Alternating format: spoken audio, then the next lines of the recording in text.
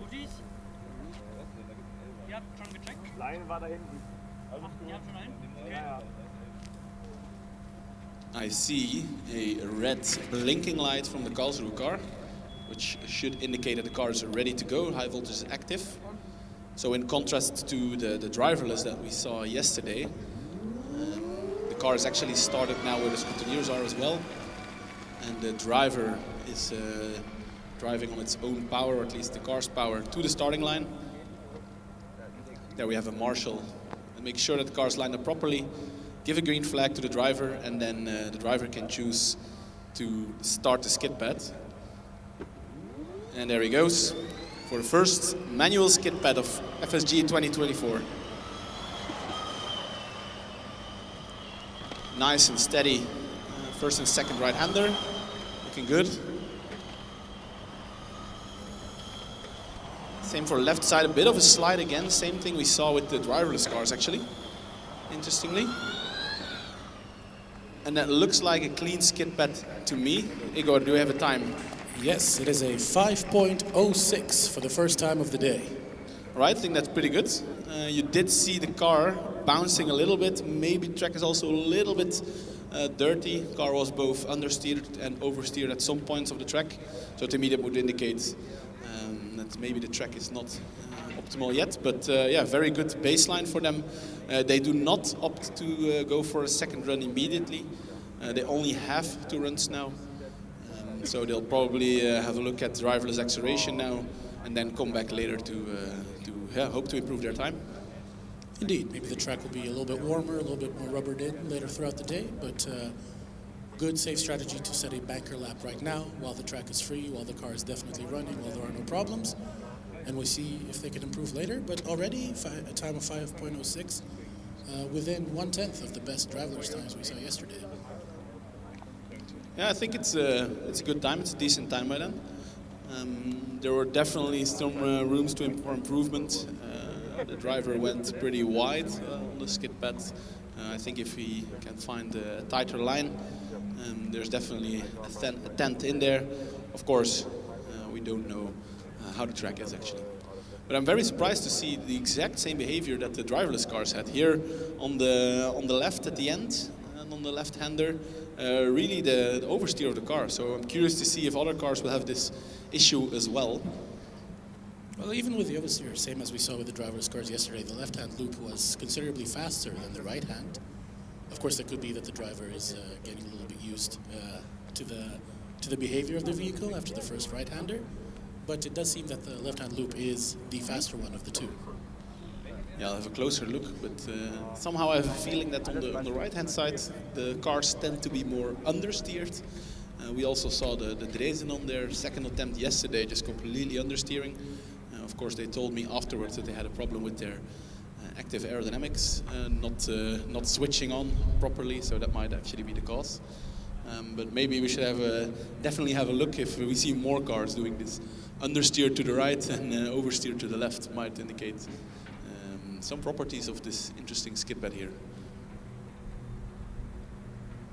But a little bit of playing the waiting game at the moment. Of course, probably a lot of teams are hoping, as we mentioned, that the track will be a little bit, if not rubbered in, a little bit warmer as the day goes on. And could be also the other way around, that while they're sure that their driverless systems are working, they're going to attempt the driverless acceleration and then make their way over here for the manual skid pad. But there are, of course, more cars participating in the manual disciplines than the driverless ones, so expect it to be quite busy, especially, let's say, in the afternoon around 10:30, 11. The queue is probably going to fill up quite a bit. Yeah, I hope so, because we keep on warning the teams, like, do not wait until the last moment, because that's usually not a good idea. Already yesterday we saw it going wrong with a lot of teams not being able to run at the end. So indeed, I hope that they all come to their senses and make an appearance here, at least before 10:30. But of course, yeah, they need to schedule between the driverless acceleration and the skid pad, so it's not an easy task. You can easily lose an hour in the queue.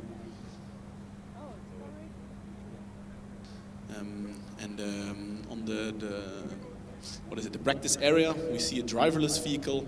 It's, I think, the one from Hamburg. Looks a bit similar to the Chalmers car, but I think I see in numbers, what is it, 70 or 78 on there. So they will probably, will they do an acceleration or track drive? Not sure. We'll probably see it in a minute, what they are practicing. And of course, in the afternoon, we're also going to have the driverless autocross and the manual acceleration.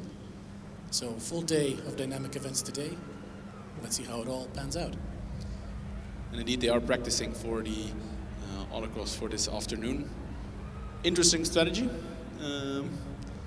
Now that the acceleration and skidpad is going on, they still opt to choose to practice their autocross for this afternoon. They did spend a lot of time yesterday as well on the practice area, so maybe they still have some things to figure out or make sure their driverless software is tuned well for the conditions here at FSG. Yeah, so many cars in the dynamic area. I thought we would see a big rush here for the first minutes, but we were wrong. We only had one car so far, the Karlsruhe car, who set a really nice time of around 5 seconds. Yeah, I'm just taking a quick peek over at the driverless acceleration times. There were already 9 cars that ran there. Unfortunately, 5 of them had a DNF. But the fastest time of the day so far is Milano with a 3.72. That's 3.72. That's already getting better, closer to what the driver yes cars can achieve. And we can see a couple of manual cars making their way over to the manual driver practice area behind us here on the Formula 1 section of the circuit. So hopefully they're just putting in a few final adjustments, checking some few final systems, and will be making their way over to the skidpad track soon after.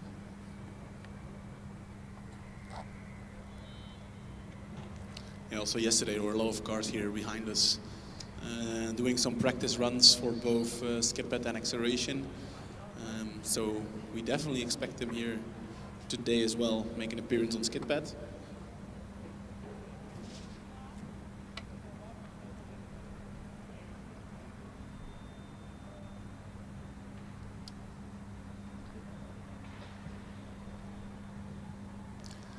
So in the years before, we used to have, all the teams could do 4 manual skidpads, so it was just a normal skidpad back in the days. You could do 4 runs, 2 for each driver. Of course, this changed now, and now you have one driver that can do 2 runs in the manual section, and then the AI driver, the driverless, can also do an attempt in the driverless skidpad, which was of course yesterday. So it became a bit more crucial, I think. You only have 2 attempts, you need to make sure it's right. So I think we'll see more teams taking the same approach as Karlsruhe did, do 1 run, get out of the queue, make some final adjustments, go back and improve the time. And we just heard a big cheer over from the acceleration section of the track, and that was Dresden with a new fastest time of 3.46. 3.46, that's a really good time.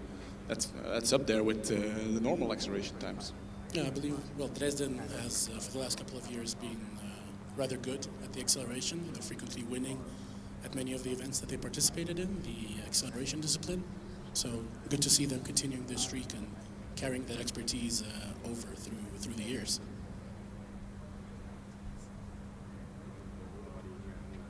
We have a new car that is approaching the queue, I would say. They are being held back at the start of the queue by some of the officials and the scrutineers. So they are checking at various points in the queue or at the stage if all is okay with the car, if the driver is registered, if the car is okay, if it has all the stickers, and so on, to make sure that no illegal car would ever make it to the dynamic section of the track. That's the competitor from Kempten in the queue. But, the queue is looking a little bit barren at the moment. Might have to start playing some waiting music, as we did yesterday for now, to keep the public entertained. We do see the car from Vienna now practicing some acceleration runs over in the test area. So hopefully they'll be here very soon as well. It makes a lot of noise, the Vienna car. I wonder if it's a fan car or if it's just very noisy. They're practicing Skidpad, so hopefully we'll see them in half an hour or so. So when we were at the dynamic area of the acceleration, driverless acceleration, there were like a lot of teams in queue, so I do have a feeling that a lot of them opted to first go for acceleration and then go here. So let's hope they all make their way to the Skidpad soon. Otherwise we have nothing to talk about. Maybe we can fill the time a bit. Matti, you of course used to be a driver. I think you've driven a couple of skid pads back in your day, if not in competitions, then definitely in practice. Maybe you could tell us a bit about what does a driver look for when they're doing the skid pad? What are they trying to do on the first lap, on the second lap? How do they put a good run together? Yeah, I think there are a lot of myths about how to do a skid pad. Every driver has their own theories around it on what the good approach would be. Indeed, it was in 2013 that I did skid pad, so that's more than 10 years ago. But skid pad did not change as much, although it was a wet pad back then, so the track was being sprayed with water. While now it's just dry, I think, with the driverless vehicles and also with the combination of having the autocross and the track drive in there as well. They opted not to do the wet pad anymore, which makes sense. But yeah, strategies usually in your, you have one lap of time, which is about 5 seconds to get a bit acquainted with the grip that is available. You try to get in a rhythm, you try to get the car in a certain balance, and then you focus on getting a really clean and neat skid pad. I always chose the approach of like finding a very stable point, not doing any corrections and so on. And then you try to be as close to the cones as possible. So you're really fixated on the inner cones. And you tend to get a bit into a state of trance, or you're just counting the cones, so you really should pay attention when to make the switch, and you should kind of be aware, like, okay, this is actually my second lap, I need to switch. And I'm pretty sure we'll see some drivers make a mistake and do 1 or 3 laps right or left, and of course if you do that, that counts as a DNF. It almost sounds a bit ridiculous that you can miscount, but I do understand, because you're so focused on the grip, you're so focused on the cones that you forget to count. And then it's all a matter of getting a clean run in, a nice time, and then if you have a banker, you can really push it. But in things like skid pad, it's often quite difficult to really push it, because the moment you start pushing, that's the point at which you go over the limit and just lose time.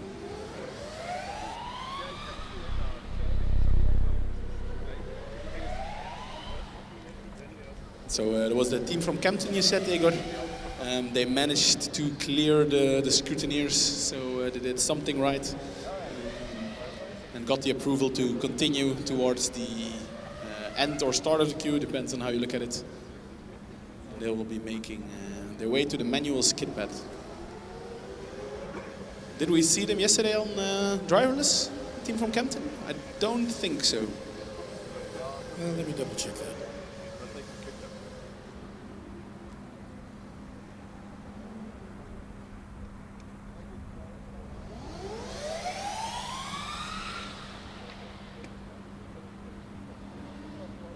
We did not see them at the driverless skid pad yesterday, so going to get the first taste of what their car and what their driver are capable of today. I think I did see them on the practice area yesterday, because I do remember that we looked up their number to figure out what car it was.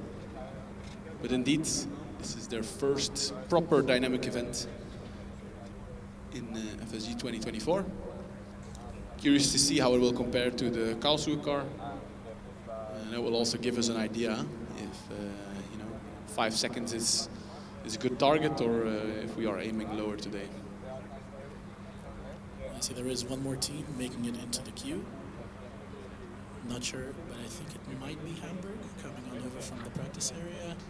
No, it looks different. No, this time it is Chalmers. I said before that they look very similar. Of course, Chalmers already set a good acceleration time in the driverless. I believe it was a 3.8. And now probably going to set the banker lap for the manual skid pad. And also yesterday, I think they did a pretty decent driverless skid pad. I think they were one of the teams that was in the 5.2 club. A very popular time. Indeed, a time of 5.18 driverless skid pad yesterday. Let's see how the driver compares to the algorithm today. The pressure is on. Human versus AI. Kempten is all charged up. The driver is making its way to the starting blocks. So he's assisted by the marshal. We'll make sure the car is parked in a correct spot. Checking with the officials that all is okay. Also with timekeeping. And if the official gets the go, he will give the green flag for the driver. And there the driver from Kempten goes. Cautious approach, but definitely speeding up, finding that rhythm. A little bit tentative, nice switch, pretty quick, and definitely speeding up now. Oversteer again on the left one.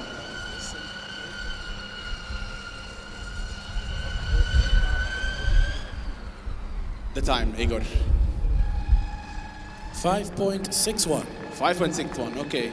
Well, it definitely shows that the 5.0-ish from Karlsruhe was not too bad. I actually can hear the driver communicating with its team. They're probably discussing if they should do a second run or not.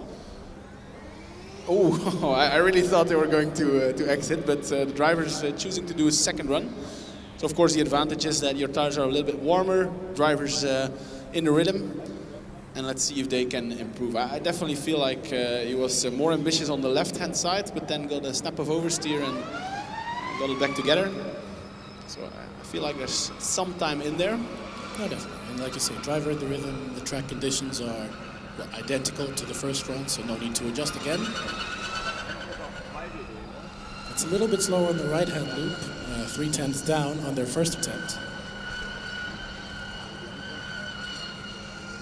Much smoother on the left hand though, but still a little bit slower, and it is a 5.78. Interesting that the second attempt is a bit slower. I think it does feel like the car, on the moment you push it, it tends to jump a little bit or get a step of oversteer. But they did a successful skid pad at least, got some decent points, and they can start preparing for the next dynamic events.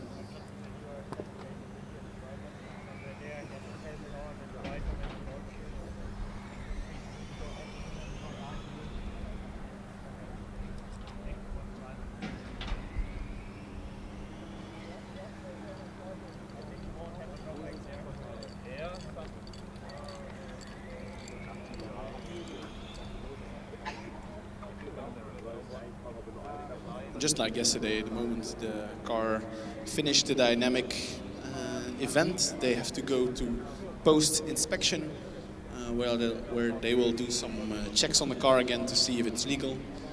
So of course, all the cars that have passed scrutineering, they are deemed to be legal. They have been checked that they are safe, conform with the rules. But in order to prevent any cheating or malicious ideas to find some performance, they are always checked after each dynamic event. So what are the things they are checking? It's like ride height, if all the wings are within spec. Also the power limits are being checked. Of course for skid pad that doesn't matter too much. I actually wonder if they check it. But definitely on acceleration it's a big factor, and it's not that easy to get right. The competitions they do have actually a logger from the competition that needs to be inserted in the car that is checking the power, so there's no way to find tricks around it. Okay, potentially there is a way, but that's all checked in the scrutineering in order to avoid any cheating from any teams. Chalmers is making their final preparations right now, and Lausanne has joined the queue as well, doing some final checks by the officials. So things picking up a little bit here at the manual Skidpad. We see a couple more teams have joined the practice area. We see Ostfalia driving around. Vienna, of course, was already there. Eindhoven is getting ready to do some final tests for the Skidpad event as well. Cool, I'm looking forward to seeing the Eindhoven car drive actually. So far we've only seen the AI of Eindhoven drive. Now I do see that there is a driver in the car with the signature orange helmet from Eindhoven. And then yeah, we can do another comparison, AI versus human, who will do the quickest skid pad. And as we say so, I think the Chalmers car looks to be ready to make its way to the starting grid of the skid pad. So to recall, yesterday Chalmers AI did a 5.1918. 18, Igor confirms to me. Will the driver be able to beat it? And off he goes. Again, cautious approach going in. It's looking smooth. Often smooth can be fast, but I do have a feeling there's a bit more in there. Speeding up a little bit on the left-hand side. And that's their first skid pad run. Looks clean, no cones. 5.44. Interesting. So a little bit off of the best AI time that they set yesterday. But of course the driver a little bit tentative, a little bit explorative on the first go round. Let's see if they go for their second run immediately. They do not. No, they choose to go back to the paddock, back to the garage, figure out what's wrong. Car is named Freya, I would guess. Or that's just the quote that they have on their rear wing. It sounds a bit Swedish to me. Interesting. 5.4, 2/10 down on the driverless car. So are we at the point that AI skid pad drivers are quicker? Well, I think we can wait for a couple more cars that participated yesterday to go again today. Get a little bit of a larger data set, but so far data points to yes, that AI is faster than drivers. What was the time of Karlsruhe yesterday on Skidpad? Do we remember? I also have a feeling they were around the 5.2 mark. No, they were 4.98. 4.9. So also the Karlsruhe AI was quicker. Interesting. I did have a feeling indeed now that I think back over the Karlsruhe run we saw as the first run today here. They were already close to the limit of the car. It was already sliding a bit, bouncing a little bit, so yeah, maybe five seconds is what we're looking at today. I mean, in a lot of motorsports you often hear a lot about how track temperature affects the amount of grip that you have. In your experience, how big of a factor is that in Formula Student? Good question. Not sure if track temperature, how much it matters. I think the biggest factor is the tire temperature, which of course is pretty tricky because yeah, you don't get any warm-up, you don't get any running apart from the sun to get the tires up. So you immediately start with whatever tires you have or the temperature you have, often under the optimal temperature, certainly for a skid pad. So I think tire temperature, I would say, is the biggest factor. Also how dirty the tires are is a big factor. And once we move on towards autocross, that's when you actually have some time to properly warm up the tires. You have 2 runs for one driver at least. And then indeed, I think the track temperature also becomes more relevant. And then in endurance you have even more time and you actually have time to warm up the tires and so on. And there I think the track temperature also has a big impact on cooling. Of course, all these electric cars here, they have accumulators, they have electric motors, which do need a lot of cooling. And if the track is very hot, the air just above the track also tends to be very hot. And if we have a look, these cars are all pretty low. Their cooling radiators are also pretty low. So these cooling radiators, they're only sucking hot air, making it very difficult to to cool down these cars. I think this is often forgotten. You see engineers doing their simulations at the beginning of the year. They think, oh, Hockenheim, it's 30 degrees outside temperature, so let's use that as the airflow temperature. But yeah, don't forget that the air above the tarmac is pretty hot. We see Karlsruhe are back in the queue, returning for their second attempt already. So I think electing not to wait until the track is a little bit warmer. I guess they, like you, Monty, believe that it's not as important.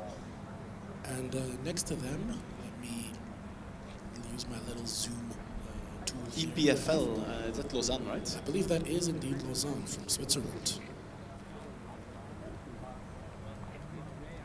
I think they might have been one of the teams that were very, very close to passing all of the scrutineering yesterday in time for the driverless Skidpad. But I think yeah, they just didn't make it, but good to see that they're ready and here to participate today. And Karlsruhe ready. KIT Karlsruhe. We also have high-speed Karlsruhe here today. Oh, wheel spin, a lot more ambitious. Maybe the driver's actually trying to get some heat in the tires. Potentially. Ooh, lifting the rear right Yeah. wheel. Very stiff suspension. That looked quick, at least. It does look on the limit of the car, so that's as good as it's gonna get. Again, lifting the rear left wheel on the Jumping around. 4.94. 4.9, nice. So 0.04 of a second quicker than the autonomous version. Wow. So Yeah, good job by them. Yeah, pulling one back for Team Manual. I think it's 1-1 at the moment. Yeah, but it's close. Let's see if we can keep a running tally throughout the day. Yeah, indeed, we should have a scoreboard on there. AI versus humans. Where do we stand anno 2024? Yeah, he was definitely pushing. I think he heard our comments. I wanted to get one back for the humans. Interesting approach, accelerating very quickly, spinning the tires a bit even. Accelerate brake to get a little bit of heat into the tires. Of course, the first right-hander and also the first left-hander, they do not count, so you could indeed opt to use that to warm up your tires. That's entirely up to the driver. That's what I was alluding to earlier. Every driver has their own myths and theories on how to approach Skidpad best. While I was saying that, the car from Lausanne made its way to the starting grid. Distinct noise of the car. It's sharp. It looks quick. Woo. A little bit of oversteer going into the second right-hander. Nice switch. Needs to make quite a few corrections. The rear wants to step out, but the driver is doing a good job at correcting it. With a tempo of 5.23. 5.23. I think that's a pretty decent run given what a handful the car was. I see, Matti, something we were discussing yesterday. A lot of the drivers are giving that little bit extra acceleration on the very end of the Skidpad when they're coming out of the second left-hand loop. Something we did not see the driverless cars doing. Let's see how, well, whether it helps. Yeah. Yeah, I think maybe on this Skidpad, because we keep on seeing that on the left you get a bit oversteered at the end. So if you're making a drift anyway, you might as well finish it and floor it. They're going immediately for the second run. Car from Lausanne. Definitely a bit more ambitious. But will it also be quicker? We hear the tires. That's usually a sign of gripping well. Quicker on the right hand. His rear stepping out again. But quicker on the left hand as well with a 5.14. That's really impressive from them. See some cheering from the crowd. A nice applause, so I guess the team's pretty happy with that.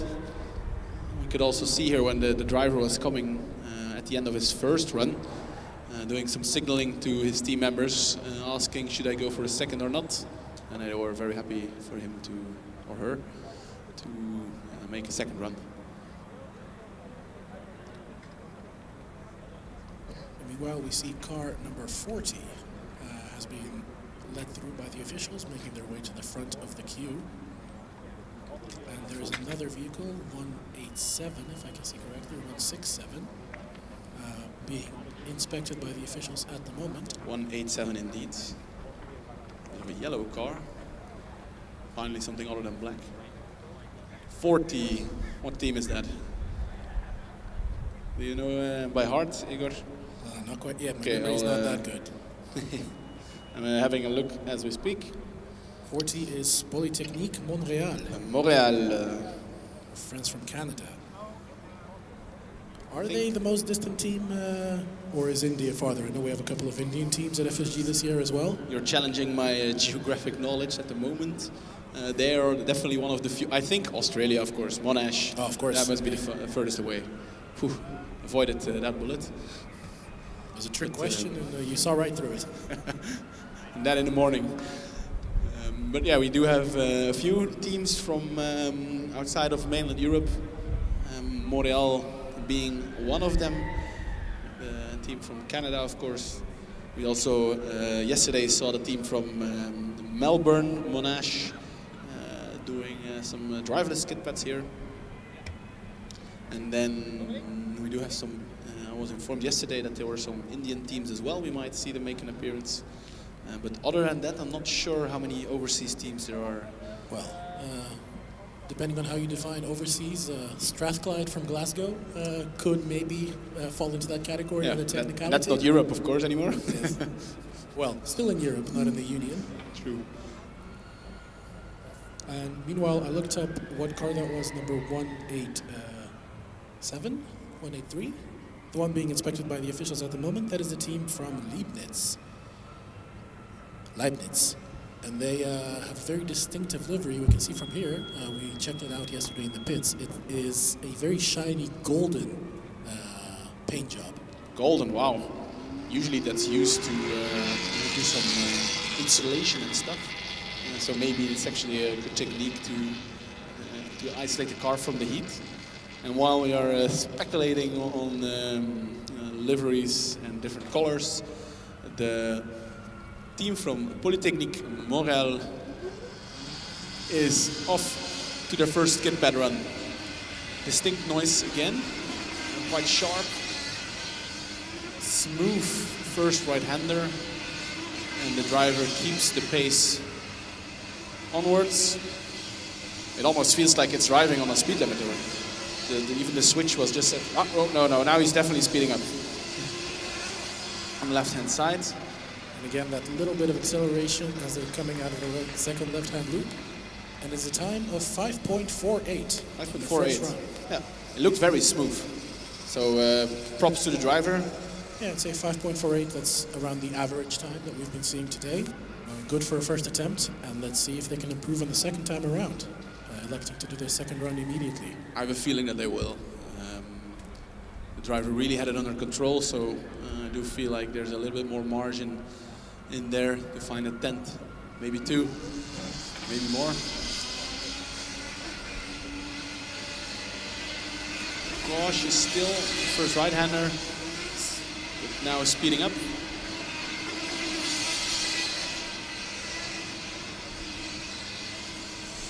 Looking a little faster, I would say. It does look a bit more cautious than the previous one. A little more cautious, but also a little bit more quick. An improvement of 0.08 to a 5.40. Nice, congrats to them. Good job, and this also for them was the first dynamic event of FSG 2024. On the rear it says, "Je l'ai tout toasté." I do know a little bit of French, but I cannot decipher that. Je m'appelle Frikandel. I don't think they do have a team member called Frikandel. We can check later.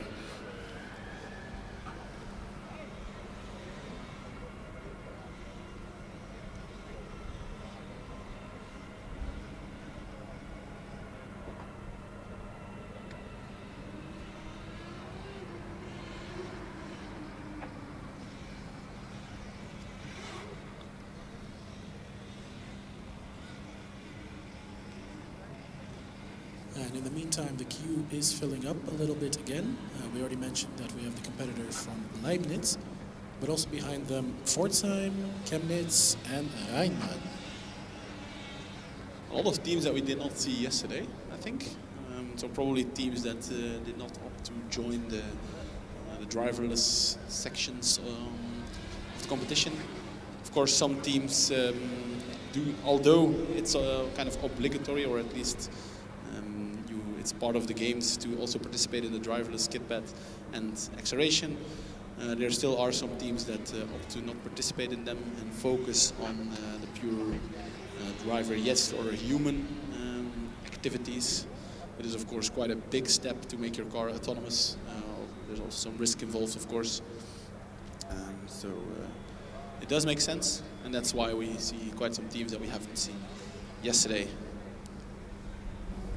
No, indeed, quite some risk involved, and because of that, not always, let's say, a proportionate reward. I believe if we look at the overall electric winner last year, it was the team from Aachen. And I believe while they did try to participate in the driverless Skidpad and the driverless acceleration, they actually did not manage to score any points in those disciplines, unfortunately. But still, by being fast enough in all the other events, managed to win first place overall. Yeah, interesting indeed. They indeed did try to participate, so they did spend some time developing it and testing it, of course. But it just goes to show, never give up, even though you lose a few points left and right. You never know what happens. And yeah, the Aachen car from last year was extremely quick, so they managed to bridge the points gap. I think also the Karlsruhe car from last year, who won combustion, also had 0 points on the driverless events. I do expect this year that we see a difference. Given the quality of the driverless that we saw yesterday, I think this year you'll need to be able to score overall in order to win. But you never know. On Sunday, of course, most points are being handed out, or at least the event with the most points, the endurance. And yeah, you only have one shot. If your car does not finish on the endurance, you lose about 300 points-ish on top of my head. There's also the efficiency scoring in there, or added to. So quite a lot of points that can be won or lost on Sunday. And of course, also not to forget, there are the static events, also counting for, top of my head, around 300 or 400 points. And those static events, I think, all have taken place already. And we have a new car that is joining us on the Skidpad. It is the number, having a look, 79 from Pforzheim. So quite close by from here. It's a nice car, pretty black again, but at least they do have some green accents. Very silent. Oh, I like that. It's a silent electric car, very pure. Driver definitely pushing. You can see and hear the tires screaming a bit. Oof. A chunk of oversteer going into the left. The driver managed to keep it on the road. Have some really nice flags as well on the nose. Hopefully it gives them some aerodynamic advantages, but definitely some aesthetic advantages. Identical time on both the right hand and the left hand loop for an average of 5.26. I do have the feeling the car is quite understeered. You can see the driver struggling to get front end grip. Definitely on the right hand one, but even on the left hand one, where we saw other cars do some oversteer moments. Will he or she be able to improve? I did feel like they were on the limit already. It looks neat. It's good, cleaner switch than last time. Driver really dialed in right now. Very clean. Still sliding its way outside a little bit. And I see some cheers from the crowd. Indeed, improving to a 5.19. Nice. I think that was what's in the car for today. They have two flags, one German one on the nose and another one that I cannot quite identify. Maybe it's from the province or called Canton. That's Switzerland from Germany. By the way, good job by Pforzheim. They'll be making their way to post-inspection, and we have the beautiful car from Leibniz, or no, it's also Leibniz Hannover, it says. Beautiful gold and shiny. And the driver having some fun, throwing the car around. And has some really nice balance. Way ending with a nice drift, giving the spectators something. What's the time, Igor? 5.2. 5.2. Let's see, will they do a second run immediately or exit? The team showing let's go for a second run. I think that's what most teams have been choosing to do. Yeah, indeed. Apart from the Karlsruhe car at the beginning, all the others went for 2 runs immediately.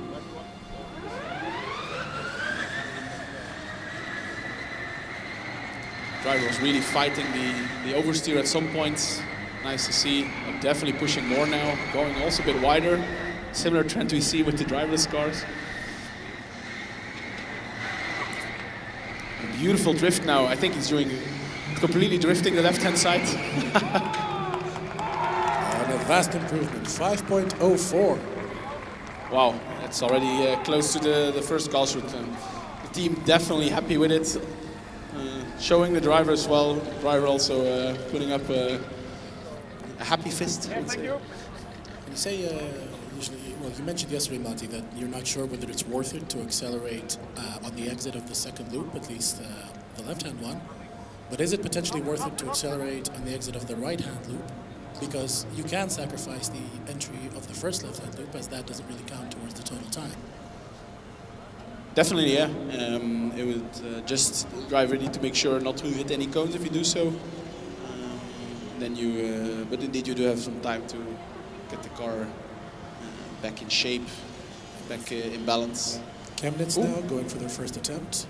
Was that only one right-hander, or did I miscount? No, that was 2. Okay, 2. You got a little carried away with your driver advice.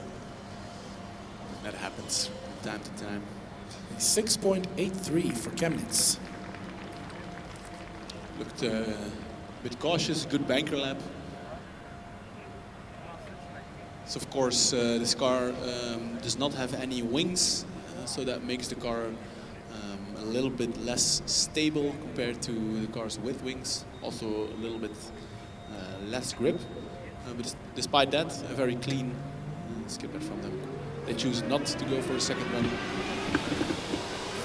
So one of the few teams that holding on to not using the Hoosier tires. Oh, well spotted. Did you see which start it was? I did not. Put a gamble on Continental Outlook.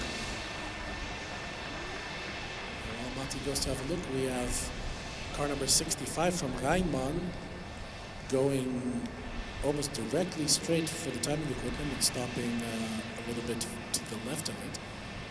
Not sure if there's something wrong with the vehicle or if the driver potentially misjudged where the entry to the skid pad was. I feel like it's the second. I saw the driver shaking its head. He'll probably be, he's very disappointed in himself. No panic. You have a second run. Hearing a little bit of a disappointed grunt from the driver, but indeed, good can happen. Yeah. Like you mentioned, you're so in the zone, you're so focused on getting the most out of the car that, looking at the track can get a little bit away from you. And it's of course not that easy always. There are a lot of cones in there, and sometimes you just lose track of where the actual track is. Shit happens. No panic, stay calm. I think you have a second run. Yeah, the officials allowed them to go for a second run immediately without having to rejoin the queue. Of course, the queue is a little bit empty at the moment. This is not at the expense of anybody else. Car driver should not forget to close his visor. Visor is pretty open still, maybe official.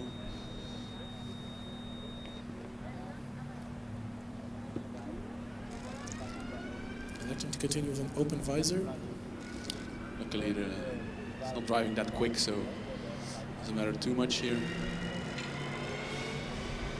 Cautious approach, but speeding up on the second right-hander. Doing the switch correctly. A little adjustment into the first left-hand loop there. Speeding up a little bit.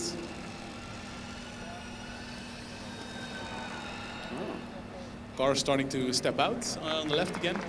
It's getting a 6.28. 6.28. That's a much faster. The left-hand loop was almost a second faster than the right-hand loop. Interesting. Are they allowed to do a second run? Probably. The first one was DNF. That would make sense. Of course, again, we can only speculate on what happens and what the officials decide.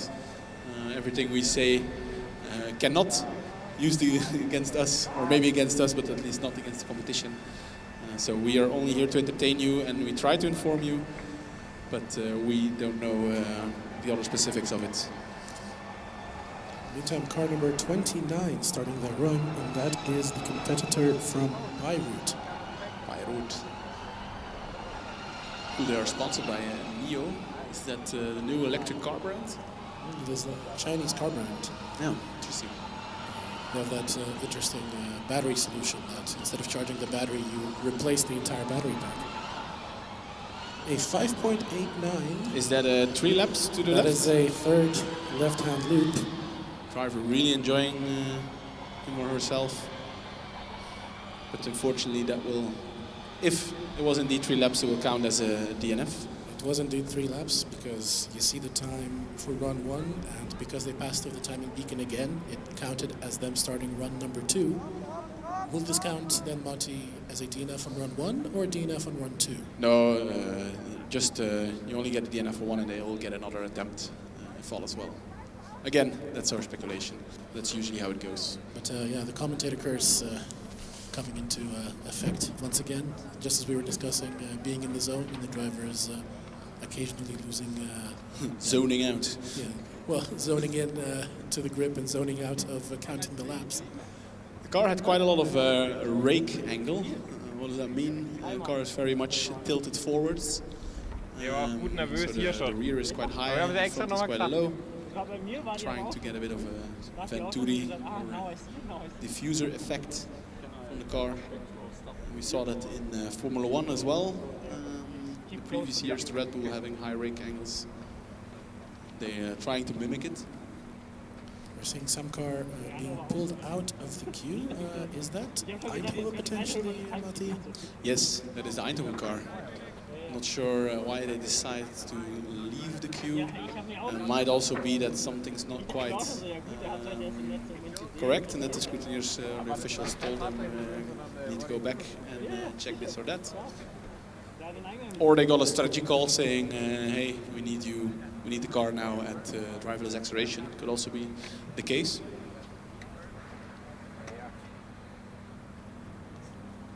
But while Eindhoven is jumping out, we have another car. Is that the Milano car?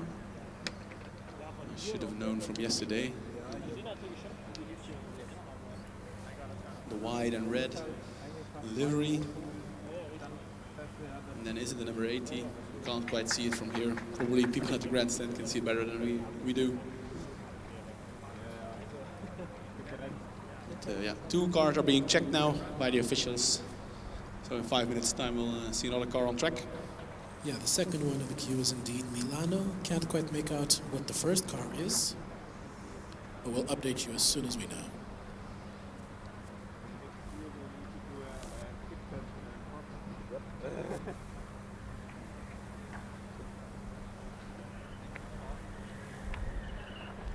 I think Eindhoven, I see them queuing back again, so they probably forgot something. Had to go back to the dynamic area, and hopefully this time they can clear the officials. It's also part of the challenge here, of course. It's 107, I think. 107. I don't think we have seen them here yesterday. But they have managed to clear the officials and are on their way to do the skid pad.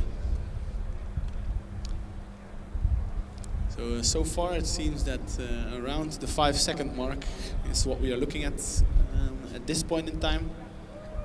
We had the first time from Karlsruhe, which was a 5.0 something. They managed to improve to just under 5 seconds. Yeah, other teams seems to struggle to beat that time.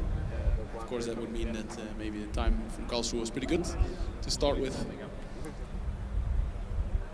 Yeah, Karlsruhe is still with the fastest time of the day, and they only sub 5 seconds, 4.94. And I think, yeah, the score still 1-1 on the driver yes versus driver less.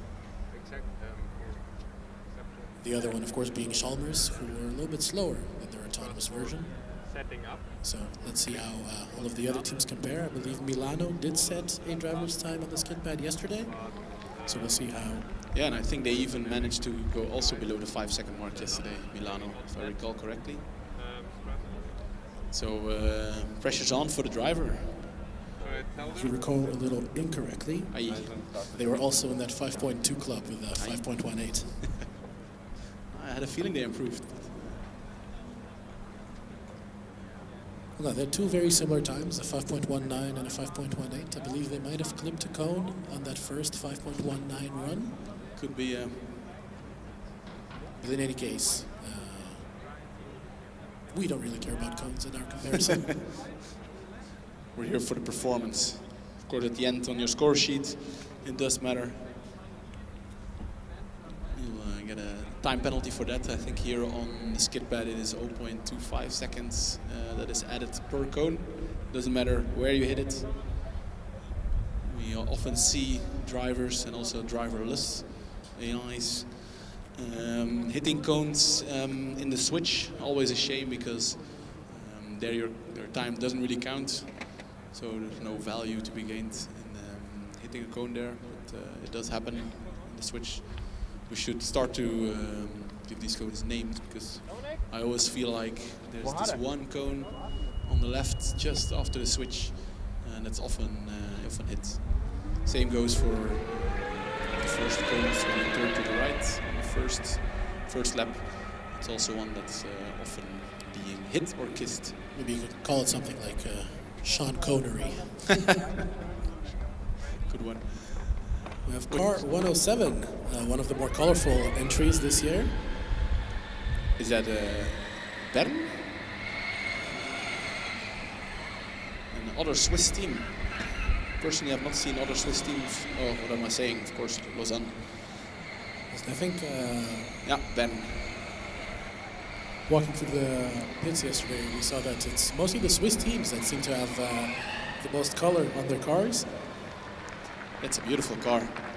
Of course, everybody knows every fancy piece of livery you add to a car, every sticker is an extra 5 horsepower. Exactly. And the first attempt from Bern is a 5.16. I think that's pretty good. The driver was really pushing it. You saw the car jumping around on the limit. The rear wing says race car go brr. Brr. I assume that BRT might be a sponsor from them. We see they decide not to do their second run just yet. Or their team is. We see Chalmers over on the test track, practicing a couple of right-hand loops, a couple of left-hand loops. So probably they will be back for their second attempt soon. Yeah, I think if there's an award for most kilometers driven on test track between Hamburg and Chalmers at the moment, we have seen them almost 24/7 on the test track now. I think most time spent on this test track, at least in the autonomous state, might be going to Dortmund at the moment. Indeed, they did not have a good distance over time ratio. What would that be called? Maybe speed? Then, or maybe their team is called BRT. Now I think of it. Speculations. But the Bern team choosing not to do their second run immediately.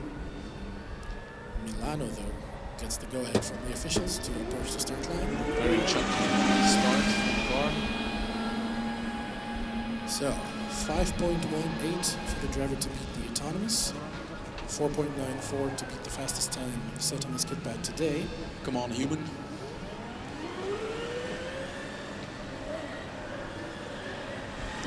A lot of adjustments being made by the driver. Yeah, it's not easy to find the right balance, it seems. Indeed.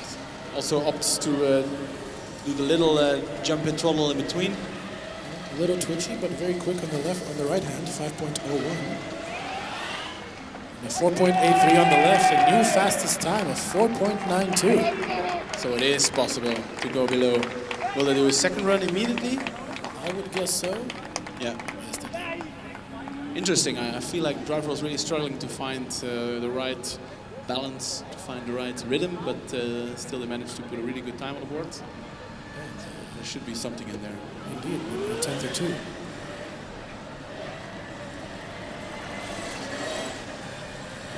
can just hear the driver playing with the throttle pedal. Maybe throttle a bit too sensitive.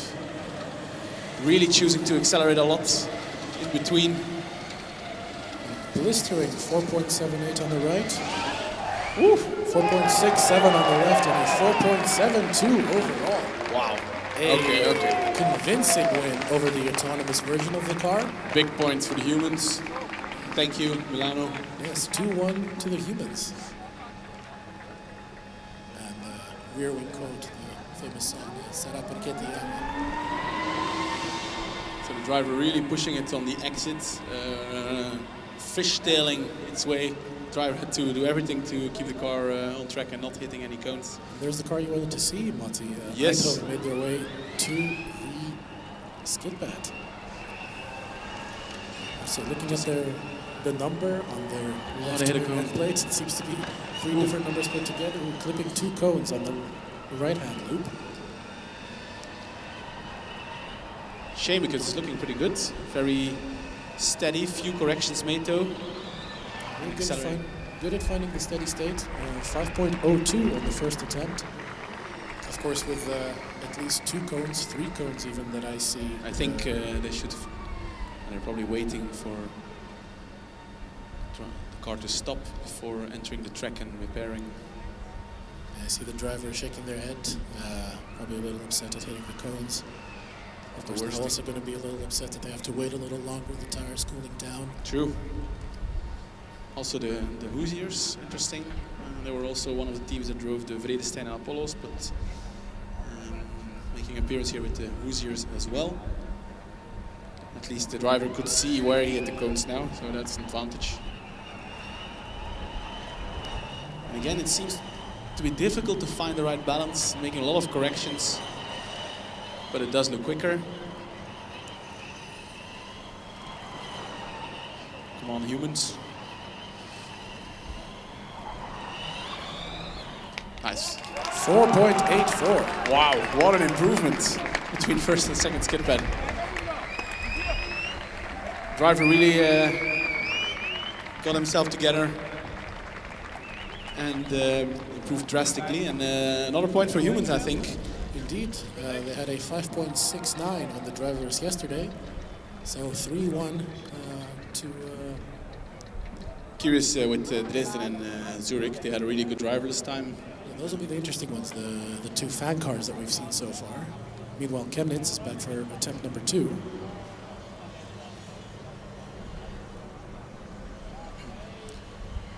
Cautious, but is it quicker than the previous one? Considerably quicker, almost half a second up so far. Wow. I found something. Or the driver found some confidence somewhere. 6.36. An improvement of half a second over their first attempt. So well done by the driver. Very clean run as well. No cones, no drama. I think they can be happy with the performance. Go back to the paddock and the pits, check some data, and come back for acceleration. I see the next car getting ready, getting the final instructions from the officials. Number 172. We did see them yesterday. Now test your memory, Matti. Who do you think it is? Was it Dortmund? It is. Well done. I'm being challenged here today. geographical knowledge, memory. Gotta make you Happy earn your morning. keep. If it was easy, anybody would do it. You're of course highly trained to become commentator at FSG. We do not go lightly over it.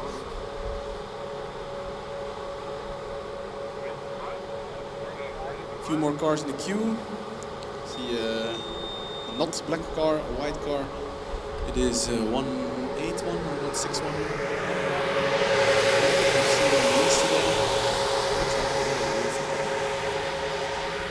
And is that also Chalmers in the background?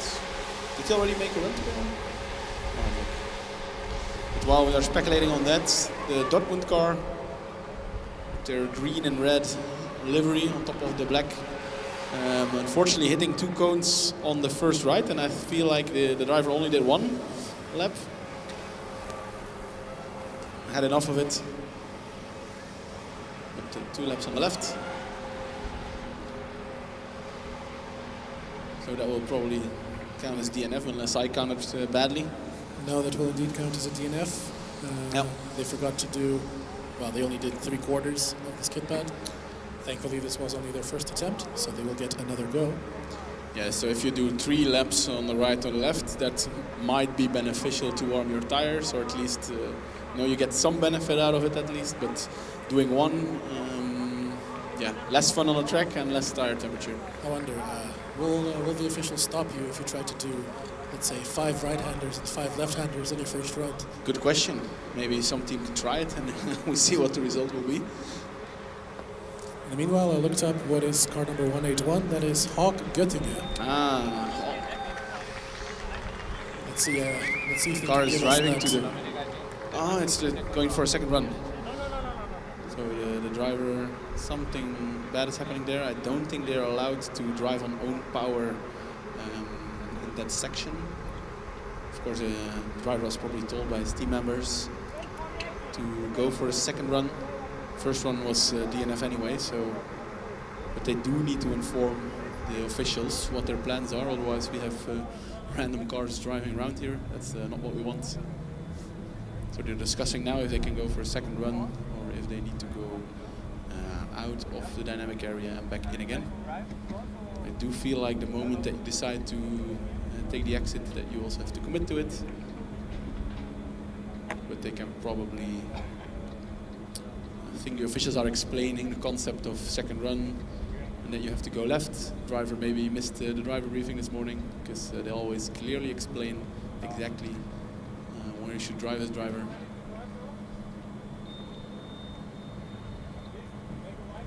I think maybe because we saw before with the, I don't remember exactly which team it was, but also maybe made a mistake in their first attempt on the Skidpad, and they were allowed to go immediately back to the starting line. Not the case this time around. Meanwhile, we have HAWK Göttingen approaching the starting point. Let's see if they can give us that HAWK tour. In this case, you want to have everything as dry as possible. Indeed. I will say more though, grip. If neither HAWK Göttingen nor HAWK Amberg have HAWK tour as their rear wing quote, I would be personally rather disappointed. Let's check it out. TBD. They're still open for suggestions, Igor? Well, they can have this one for free. Beautiful car. Also sounds pretty. Do 2 on the right. Really good. Again, you can visibly, you can actually hear the driver struggle to find the right balance with the throttle pedal. And what is the time? 5.66. 5.66. I think that's a good first banker lap. Will they do a second run or not? Let's see the team indicating that the driver should take an exit. It is of course already 10:30, so only 1.5 hours left, I think. So teams should be careful about their timing. There's not that much time left, but maybe they do not have to do any driverless events, so that saves them some hassle. Is that Chalmers? It is indeed. Did they already do a run? Yes, they did. Aha, I missed it, or at least I do not remember anymore. It was a 5.44 on their first attempt. Slower than their team. So far. Let's see if the driver can pull it back for Team Human. Waiting for at the moment. I think it's nice to have one AI point, but on the other hand, you want teams to improve, of course. Steady. Speeding up a little bit. 5.04. Okay, looking good for the humans. I feel like driver kept the speed on the left as well. And a 4.95 on the left for a 5-second flat. 5-second flat. So another point for humans, and the human is happy about it as well. Indeed. And it is a complete blowout for Team Human at the moment, leading 4-0.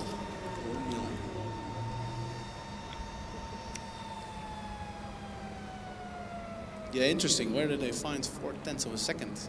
Oh, and I think, was that the radiator slowing down, or do they have some sort of undercar fan solution as well? Good question. It doesn't feel to me like it was just a radiator, the cooling. Or maybe they have some fan going on. Maybe some sort of a 2-for-1 special. But it did sound like it was only one fan. But in order to get the ground effect working properly, you definitely need quite some power. It does not feel like this would be enough power to get any significant ground effect going. There is, of course, also there's a sound limit, which is at 110 decibels, I think, for the fan cars. Well, for all cars. Does it always count, the sound limit? 110? Yeah, okay, indeed, you're right. For all cars, indeed, yeah. I mean, from what I've been seeing on the message boards, I believe that limit might have been introduced already during the summer when the competition already began, when officials realized how loud some of these fan cars have been getting. But I believe so far everybody's been well within the limits, so no performance hits for anybody. Everybody gets to display the full potential of their car. Erlangen, nice car, also not black. 49. Drivers seem to struggle a little bit getting the car pointed to the right direction. There's a lot of spin going on. A bit of a thud off the start. What's happening? A little bit of a power slide. Yeah, one of the tires seemed to be spinning up quite a lot.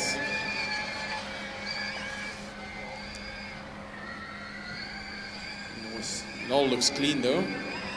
Very, very twitchy with the steering. Driver having to make a lot of adjustments. Yeah, this is not what we call steady state. 5.74. Will they do a second run? Or have a look at the data? Time is ticking, of course, and they also participate in or at least they do have driverless functionalities. Let's see. Looks like they already agreed on beforehand to do 2 runs after each other. A lot of sponsors on the rear wing. The end plates, that is. Second run. Come on. I feel like there's something in there. And again, tires spinning up a lot. So of course with these electric cars, you have motors in each wheel, or at least multiple motors. And it's not always easy to coordinate them correctly. That looked quicker to me. And it was 5.51. Found 210 somewhere. Good job on the driver. Let's see, do they have 4-wheel driven car? I'm not sure there are motors in the front. I believe it's only rear wheel. Yes, then usually they do 2 motors, 1 for each wheel. But then of course you need to think about how you will do your differential and so on. And when taking corners, the load is taken off of one on the inside tire, which tend to spin. I see Montréal back for attempt number 2.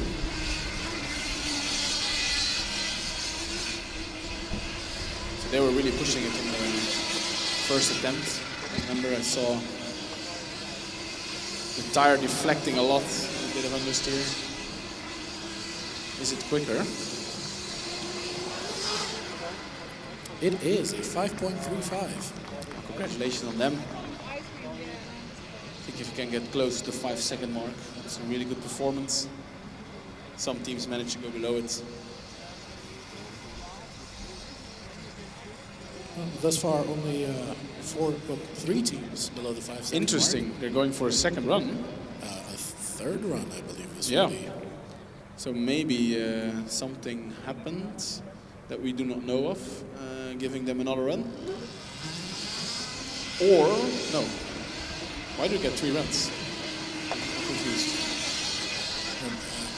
Maybe we are a little bit out of date on our rules knowledge. Yeah. So we'll have to do a quick double check. Or they played their hands really well. And, looks quick. Did they find another few tenths? Yes, they did. 5.15. Wow. And I believe, Monty, that we have been wrong in our assertions because this was actually run number 4 for Montréal. So I think perhaps if you don't participate in driverless, you still get 4 runs. Interesting. Yeah, maybe that's the case. Wow, we should have really checked the rules before we went here. Well, like we said, it takes a lot of prep to be a commentator here.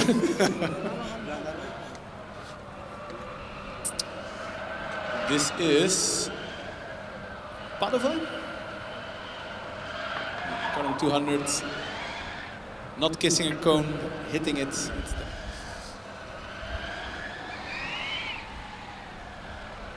Oh, and they also forgot to do their second left-hand loop.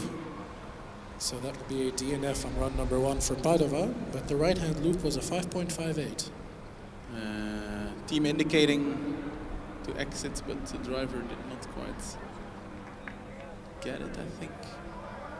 Not 100% sure what happened there. Officials I hope setting up the cones again. I hope they inform the driver about the mistake he made. That is a DNF on run number 1. Let's see, run number 2. It did look like the car was pretty fast.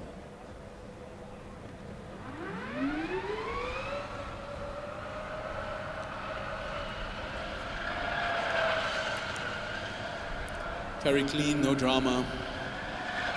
Nice Skidpad to see. Tricky switch though. Big improvement, 5.29 on the right.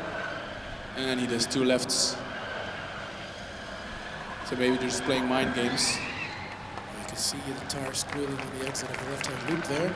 5.26 overall. I think that was much closer to the limit of the car that the driver got this time around. Pretty good effort from the driver.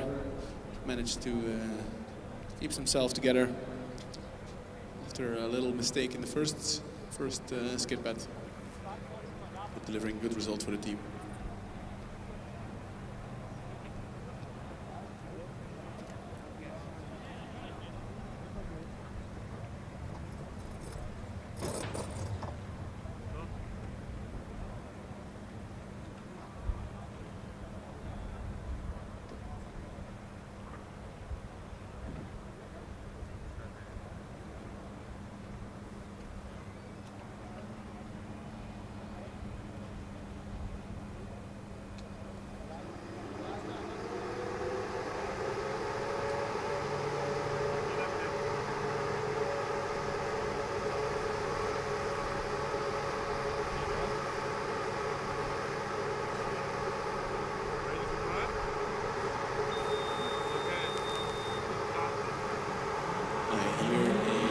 Diesel is the ready-to-drive sound. It's a Dortmund car again. They just did 1 run before. Check later. Going for their second skid pad. Bit of a distinct noise coming from the car, even if there's some kind of limiter active.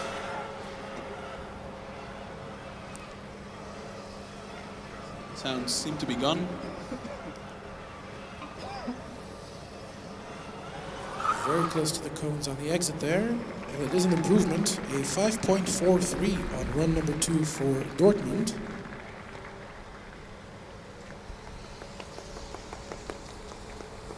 And I'm just rereading the manual Skidpad procedure, Matti. D4.2.1. Each team has 2 runs driven by 1 driver. So I'm not sure what the case was with the Montreal team there having 4 runs, at least based on the run count in the timing sheet. So maybe we'll find out later what the situation is. Interesting.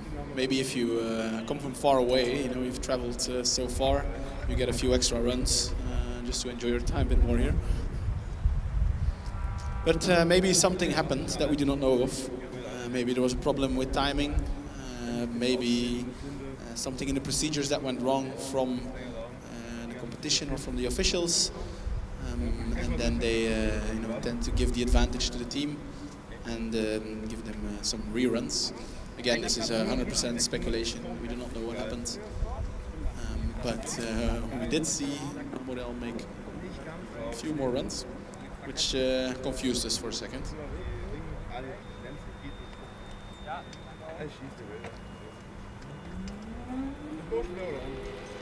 And then I think we have the car from Göttingen again.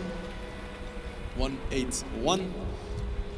Driver finding its way to the starting spot, which seemed to be tricky. Or they're maybe avoiding some dust or some gaps. Not sure. Definitely driving very meticulously, avoiding something or aligning the car. Slow start, but this doesn't matter. Speeding up, lovely to see. And then finding rhythm. Seems to be a tricky car to drive. Rear stepping out on throttle. A lot of steering look applied from the driver. But they did manage to improve, and a new best time for Göttingen of 5.49. It's getting closer to the 5-second mark, where more or less everyone is. I just spoke to the timing officials, Matti, and it appears that for Montréal, it was simply a bit of a counting error. They were not really supposed to have the run number 3 and number 4, so those, and again, this is pure speculation, but those 2 runs will not count for the timing. It just appears everybody got a little confused, and they were allowed erroneously to do 2 more runs. Maybe people are still used to having every team do 4 runs from back in the non-driverless days. Yeah, exactly. This is, I think, the only competition that has this rule, where you can only do 2 manual Skidpad runs. I spoke to one of the teams yesterday, asking them which driver was going to do the Skidpad, and they were a bit confused, saying that yeah, we'll have both of them doing it. I said, are you sure? So yesterday evening they had to fight it out which Skidpad driver got to do it in the end. See, the beginning of the queue, the front of the queue is a little empty, but there are a couple of cars just going through some final scrutiny or checks, and one making their way over to the start, 107. I believe that is the car from Bern returning for attempt number 2. Yes, they had quite a spectacular Skidpad. Driver really pushing it on their first attempt. I think they had quite a decent time. But yeah, definitely pushing the car. It was bouncing and sliding around. Let's see if his or her approach will be to go even more aggressive, or maybe to try and get a little bit smoother. Often on a Skidpad, driving a bit more smoothly can in fact give you some time, because once you start to slide, once car steps out, that's usually not the optimal way to do a Skidpad. Now again, that old adage, slow is smooth and smooth is fast. We see Vienna once again back in the test area, practicing a couple of Skidpad runs. Such a loud car. I really wonder what these gears are made of. Well, maybe they're trying to evoke at least a little bit of that old combustion noise that we used to hear. On the practice track, we have Rennstall Esslingen practicing their Skidpad. They did not participate in the driverless events so far. I do not think they do have driverless capabilities. See the driver's really enjoying himself. Doing a few drifts. And Bern is all fired up, at least electrically. Charged up. Charged up, yeah. That's better. We had some suggestions yesterday, what the officials could say. Yeah, we're looking for alternatives to start your engines. I think close your circuits. Yeah, close your circuits is the closest that we got. But if anybody has any suggestions for us, more than welcome, of course. Yeah, or for the officials. They are desperately looking for new ways to talk to the drivers. Bern driver lined up. We're waiting for one volunteer running to safety. And there we go. What approach will they go for? Definitely not holding back.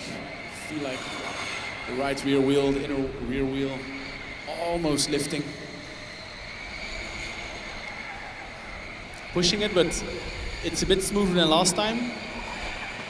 And is that, not only is that 3 laps, it's also some cones, and not sure what happened. Maybe the driver realized too late where exactly the exit was. Could see him shaking his head, putting his arm up. I think they realized the mistake they made. The time would have been an improvement. It was a 5.13. What was their previous one? The previous one was a 5.16. Okay, so marginally better. Yes, but unfortunately this does count as a DNF. Too bad, shame. But it happens. Again, you're so in the zone, and at some point you realize, crap, I need to exit. And I think he or she realized too late.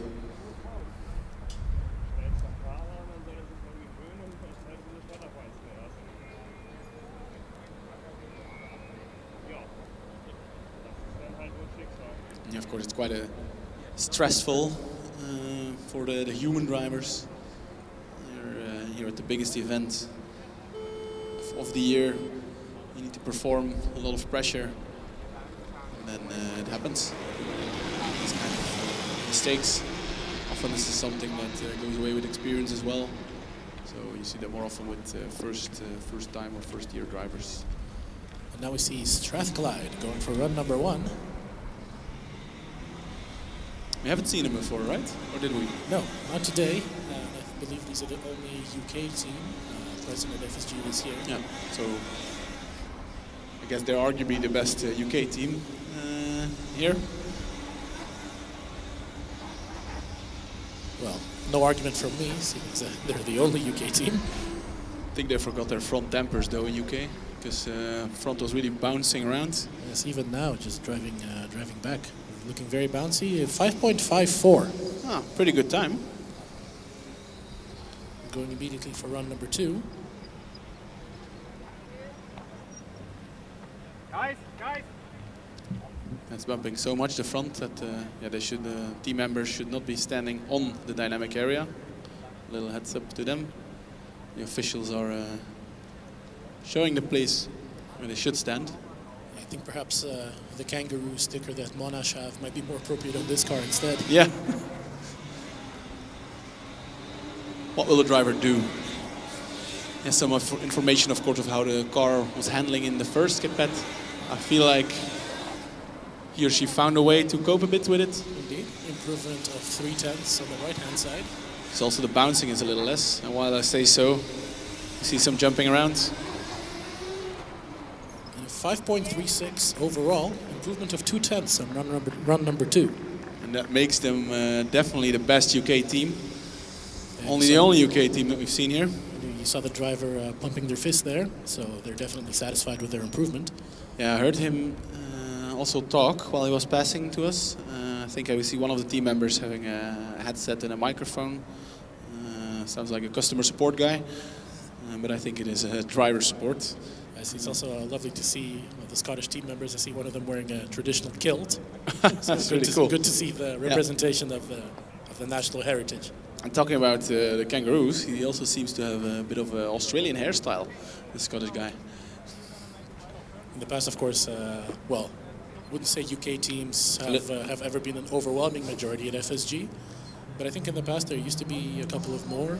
Yeah. You know, usually you'd have maybe 3 or 4, maybe even 5 teams present. Of course, with Bath makes a lot of appearances. Bath, Oxford Brooks. Definitely, yeah. Used to come here relatively often.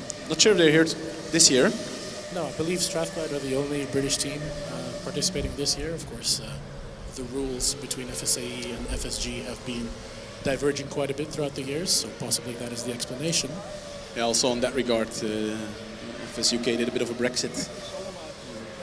An FS exit? No, it's a difficult one. We'll keep watching. Meanwhile, car number 22 approaching.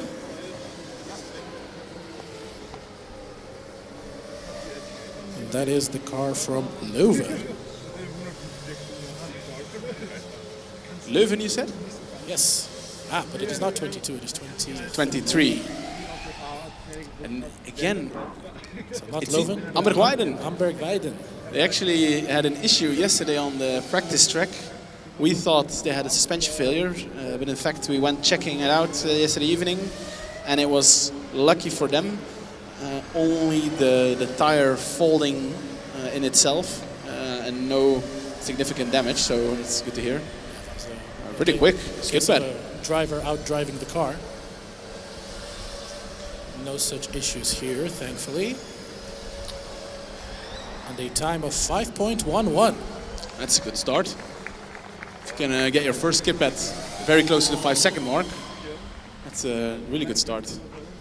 Interesting aerodynamics. They seem to have, is that like a floating front wing? And what's it called when it's not suspended, or at least suspended on the wheels? Unsprung front wing. Yeah, I'm blundering here now. There was a bit of a trend in around 2016, 2017. I'm also not 100% sure if it is the case, but there was a lot of distance between the front wing and the nose.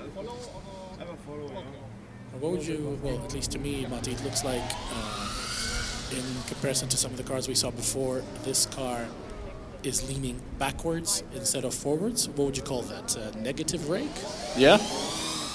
Indeed, that's why it. So I wonder how much it is tilted backwards compared to how low the front wing is. So maybe it's tricking us a little bit because I feel like the front wing is just very, very low. But yeah, indeed, negative rake, interesting. Of course, can be a strategy to get more air under the car, and then have different airflows on your front wing and what's under your car. Not sure what their strategy is there. Might also be that they had some suspension issues or need some extra clearance and had to pump up the suspension. Can always happen. I know they're also a team, I believe the only team with, I don't know if you want to call it a creative solution, but their radiators and their cooling are actually right above their front wing as opposed to in the back like most other teams. Interesting, yeah. Why would that be? I think the way that they explained it is that yeah, it doesn't really decrease the performance because it doesn't mess up the airflow too much, and having the wing in the front as opposed to low down on the rear of the car, first of all, you don't need fans to accelerate the airflow going through the radiators, so that's a little bit less stress and a little bit fewer components on the low voltage system. And being higher up from the ground, like you mentioned before, Matti, the air right above the track can get very, very hot indeed. Hotter than the ambient air temperature because it's being heated by the asphalt. So having the radiators a little bit further away from the ground maybe increases the cooling efficiency a little bit as well. Yeah, interesting. What I love most is that we see so many different concepts being tried out on the cars. That's also what we, of course, stimulate the students to do. That way we get some nice innovations. Some ideas work, some don't. But this is the right place to try it out. I think we have the Ulm car this time, which visibly looks almost identical to the Karlsruhe car. We talked about that broadly yesterday, how difficult it is to distinguish these two. I think by now I figured it out. isn't Karlsruhe also 24? So this Ulm car is 44. Karlsruhe is 24, so you also only have one digit to look at to make a difference. The marshal is signaling that the car can make its way to the skid pad, but there still seems to be some discussion with the officials. Meanwhile, of course, the clock is ticking down. Just under 1.5 hours to go, both for the driverless acceleration and the manual skid pad. So any teams that are waiting for an opportune moment to do those events, now is definitely the time. The queues are not too long, the track is nice and warm. Yeah, less than an hour. That's not a lot of time. And we do expect a lot of teams still to make an appearance. Just over an hour. Events close at 12:30. 12:30. Ooh, I saw a piece of paper flying there. Just paper? Just by the entry to the right-hand loop. Not sure where that came from. Maybe they still had some scrutineering documents on the wings. Let's see if I can get some intel. But it was a clean run. Clean run, 5.73 on the first attempt. All right, all right. I see a track marshal making their way over to that piece of debris that appeared out of somewhere. Some documents. What would it be? I think it might be the T-cell green sign. Not 100% sure. T-cell definitely not green. No. Let's see how they do on run number 2, electing to go for it immediately. Tentative off the starting line. Come on, push it. This is also, of course, a car that we saw yesterday. I do feel like it was one of the cars that went for the, make sure we finish approach. To finish first, you first have to finish. Exactly. And Ulm finishes with a time of 5.39 on their second attempt. Wow, 4/10 improvement. Good job by the driver, keeping it clean. And this is their manual skid pad for this year. More than twice as fast as their driverless time from yesterday. So another feather in the cap of Team Human. Yeah, I was really convinced this morning, when we started out, that we would get like an equal competition between AI and humans. But it does appear like humans still have the edge. I think we're more likely to see close competition on the acceleration side of Hockenheim Ring. Of course, the driverless acceleration going on at the moment. We'll see how the manual versions compare in the afternoon. But right now we have car number 122. Diepholz. Very tentatively making its way around the skid pad. The driver seems to want to have a closer look at exactly the track conditions in the cones. The car sounds so stable and so smooth. I would not be surprised if there's a limiter in place and the driver is actually flooring the accelerator pedal. Might be indeed. There's a time of 8.1 on the first attempt. 8.1. Also, I see one of the teams that is not currently using the Hoosier tires. Aha. I think that's the Continentals. Yes, I think so. Very small sidewall as well. We're going for a second run. Will the driver do the same approach, or will he suddenly tune it up and show us some action?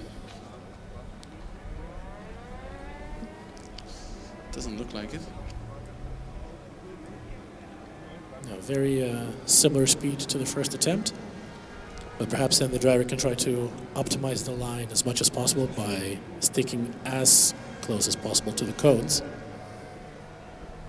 They do improve by almost 2 seconds on the right-hand loop. Come on, push it.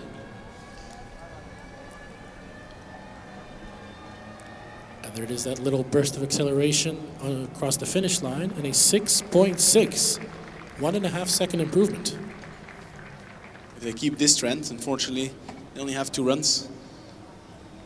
Yeah, but for a linear progression, then they might have gotten down to 3.6 at the end. Alas, we'll never know.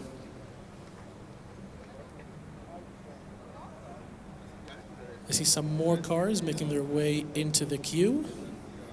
Can you make out what they are, Matti? I'll have a look. Again, it's a red and black car. It's 240. Yes, I believe that is Darmstadt. Darmstadt.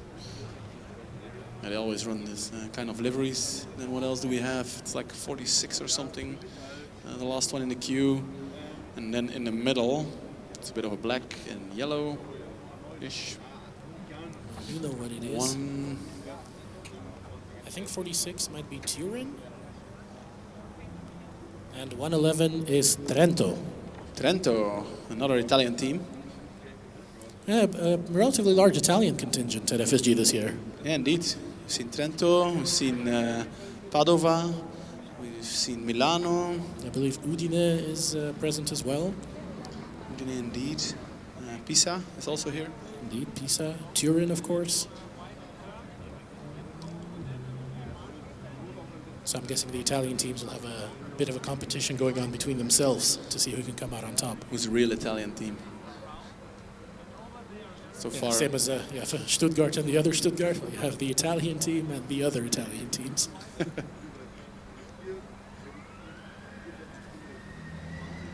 Roma as well is present. Oh, Roma, they used to have this really cool concept, combustion four-wheel drive. Remember? Four-wheel drive combustion driverless. That was crazy. With the drive shafts on the outside of the cockpit. Yeah. When they did their concept design at the beginning of the year, you know, it was not a question which concept, it was just yes, all of them.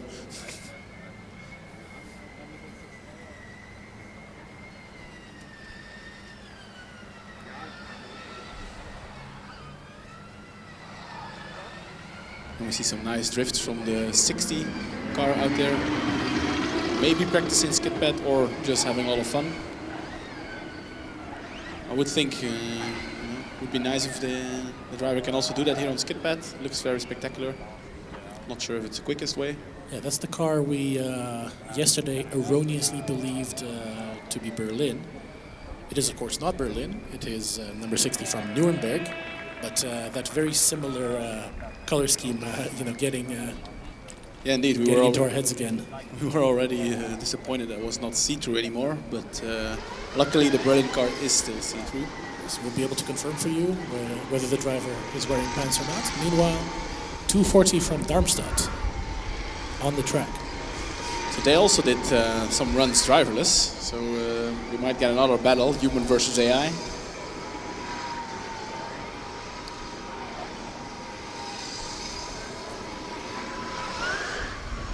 A 5.55. That's a good start. Also one of the teams with a distinctive non-Hoosier tires. I believe these are the Goodyears. Indeed, one of the two teams yesterday that we saw with the Goodyear tire. The other one being Monash. Indeed. It was a decent first run.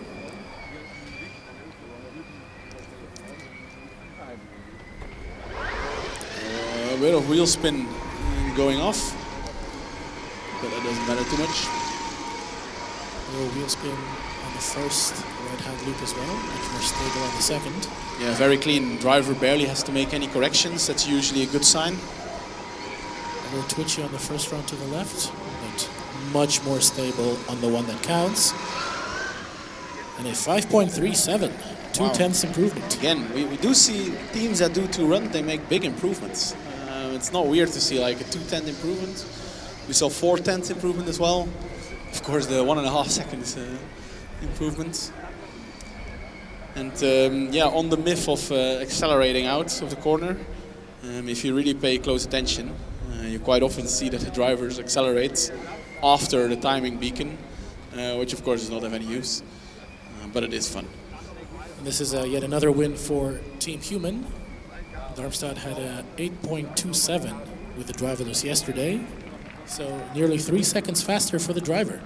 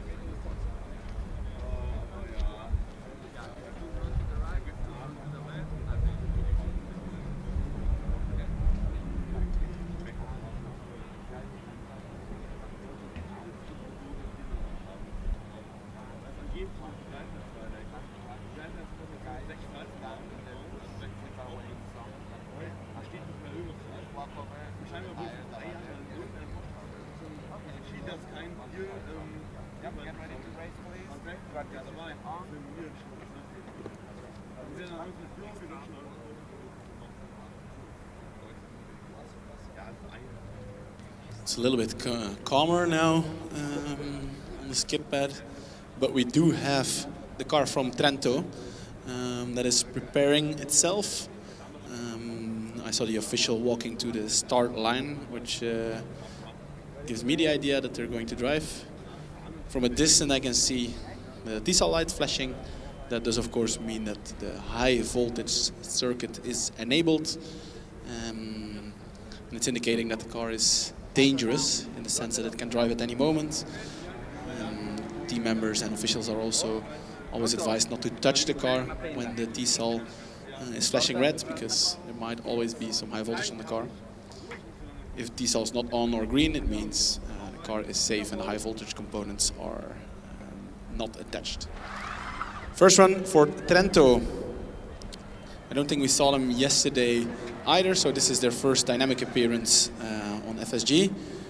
Wow, the inner rear tire really lifting up. The car seems to be a bit of a handful on the rear, but driver's coping well with it.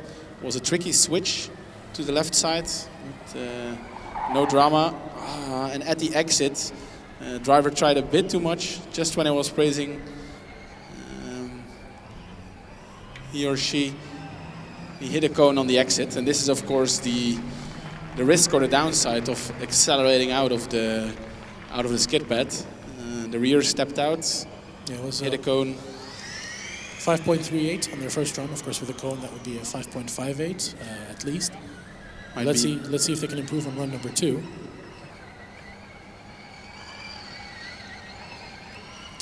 Driver has a really fancy helmet too. I like it. We're going for the second run. Tires are a bit hotter, of course. Hopefully it will help the driver. The driver is definitely pushing. Oh, it locks up. This is the first time I see a lockup on skid pad. Apparently it can happen. And they improved to a 5.31. Congrats to them. 5.31, that's a time you can be proud of. Anything close to the 5-second mark is right up there. And now on the rear wing, I think it's Hydra or Nidra, I'm not 100% sure. I identify as reliable. Let's see if that works out on endurance on Sunday. Interesting approach, the driver really pushing it on the switch and at the exit. even locking up after the switch. I've never seen that before. I didn't even know you would touch the brake in a skid pad, to be honest. Luckily for the driver, he did not hit any cones, no off track, so it's totally fine. But I do feel like some of the drivers, they accelerate out of the skid pad after the timing line. Unfortunately, there's no extra points to be given if you drive on the exit more quickly. The opposite is true, I think. No, unfortunately, no official style points if you do a cool power slide out of the exit. But you do get some kudos from us if you can manage to make it look good as well as drive fast. We hear some cheers for car number 46 now approaching for their attempt. Which car was that again? We checked it a few minutes ago. A closer look if I can read it. Ah, another Italian team. Ah, Torino. Torino. It seems like the Italians are really eager to go on skid pad today. Thank you very much. Then we have something to talk about. It's a pretty decent run. Ooh, understeer a lot. You see that from a lot of cars here. Almost losing it on the first left-hand loop, but much better on the second one. That looked quick. The left looked quick, the last one. Yeah, it was much quicker than the right-hand loop, and total time 5.23. That's good. Anything close to the 5-second mark on your first run has shown to be really good, and there's definitely potential to improve. Their rear quote says it's a win-win situation. I'd say one of the better ones we've seen today. Let's see if they can do the skid pad just as well as they do the rear wing quotes. So similar to the Strathclyde car, front really hit a cone there. Too much understeer followed by steering lock and oversteer. Hit a cone, so that will give them time penalty. Car really a handful. Driver steering fully, not steering fully. Not sure if that was the best technique. Well, they did improve a little bit to a 5.17. Wow. But unfortunately, with a cone, as we could see, I think the driver's well aware.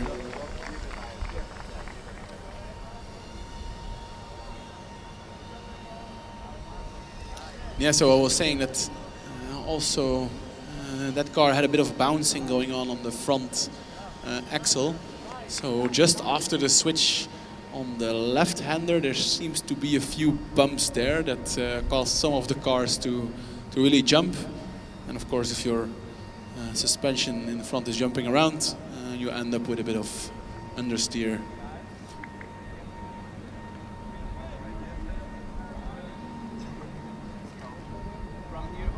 We did not see the jumping around or bouncing from the driverless cars there. Well, we did from the Karlsruhe car. I remember you pointed it out quite a bit.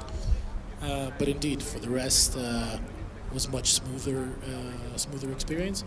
Of course, most of the driverless cars were going a little bit slower than the manually driven ones, so maybe that plays a part in it. And also, of course, without a driver, a little bit less mass to bounce around, so maybe that helps stay a little bit smoother as well. Good point that you're making. I would be curious how their suspension setup differs or what compromises they need to make. Because indeed you have 70 kilograms or something along those lines, less or more to suspend, depending if you do drivers or not. You have the different damper settings or different suspension settings between the events. But yeah, often with the driverless cars, the limit is not necessarily the mechanical grip, it's the software grip. But I see Vienna approaching very sneakily, very quietly to the start line. But of course, much louder now that they drive. So I'm doubting now, maybe they do have fans. Wow, hit the cone, but it made a 360 spin, but maybe stayed in place.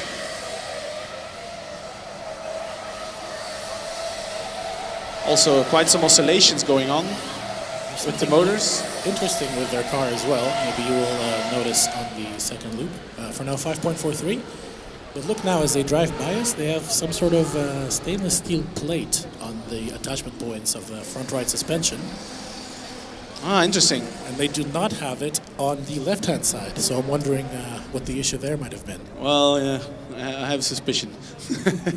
They probably had a big suspension failure or insert failure before. Might be on testing or other competitions. And then one way to fix it is with indeed a steel plate attached to your chassis. Second run, I feel like they should be able to go quicker. 5.4, good baseline, but there's more in that car. Come on. Clean first run. Again, you do see the bouncing, and it's also extra induced on throttle. Very loud car.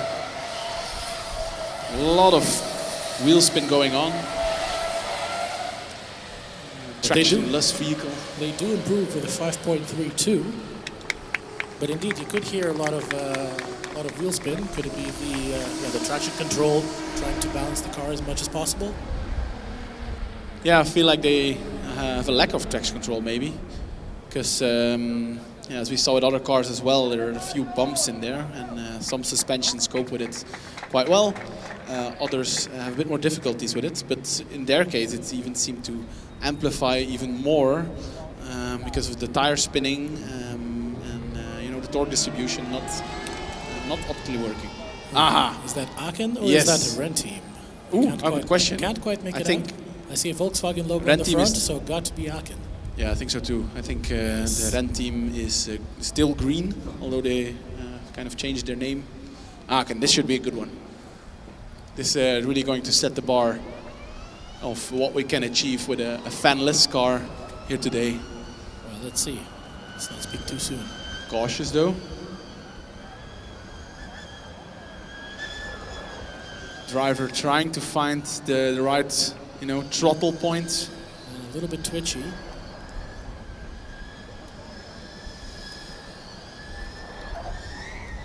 A 5.07 on run number 1. All right. That's up there with the Karlsruhe car. Yeah, very close to that sub 5 second time. I think. How was the right versus left, Igor? The right was considerably slower, 5.2 versus 4.9. I do feel like, and this is of course me speculating, I do feel like it was a bit of a driver getting used to the conditions, because indeed the left he was a lot more confident. Let's see how they do now. That Second might attempt. indicate that there's more to be found. Of course, they only have 2 attempts, so this is also the last one.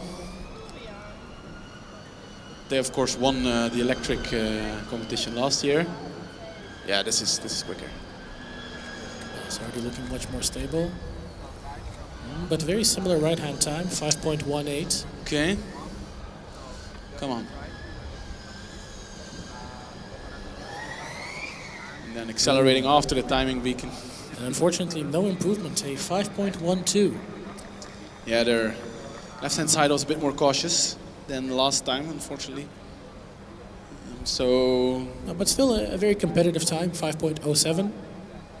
I think that puts them solidly within the top 5 so far. So best time so far still Milano? Yes, Milano with a 4.72. Then you have Eindhoven with a 4.84. Karlsruhe with a 4.94. Chalmers with a 5-second flat. And actually Aachen is number 6, because in 5 we have Hannover with a 5.04. Yep. I have to say 3/10 on Skidpad, that's quite a lot. It's a considerable chunk. Ooh, I see our friends from Monash making their way over to the queue. And then the not Berlin car, the Nürnberg car that we saw on the test track. On the track now, nice and shiny, reflecting all the sun, really pushing it. Yeah, power slide into the timed right-hand loop. Yeah, we saw the power slide on the test track, so happy to see that the driver, listened to us and kept it going and sliding here on Skidpad. Of course, usually sliding is not the optimal way, but if your car is rotation limited, then it can actually help you a bit in Skidpad. And a very good first time, 5.02. virtually identical Wow. time in both the right and left-hand loops. I think that's very impressive. Indeed, I think they might join the sub 5 second club if they get a clean run here. Let's go.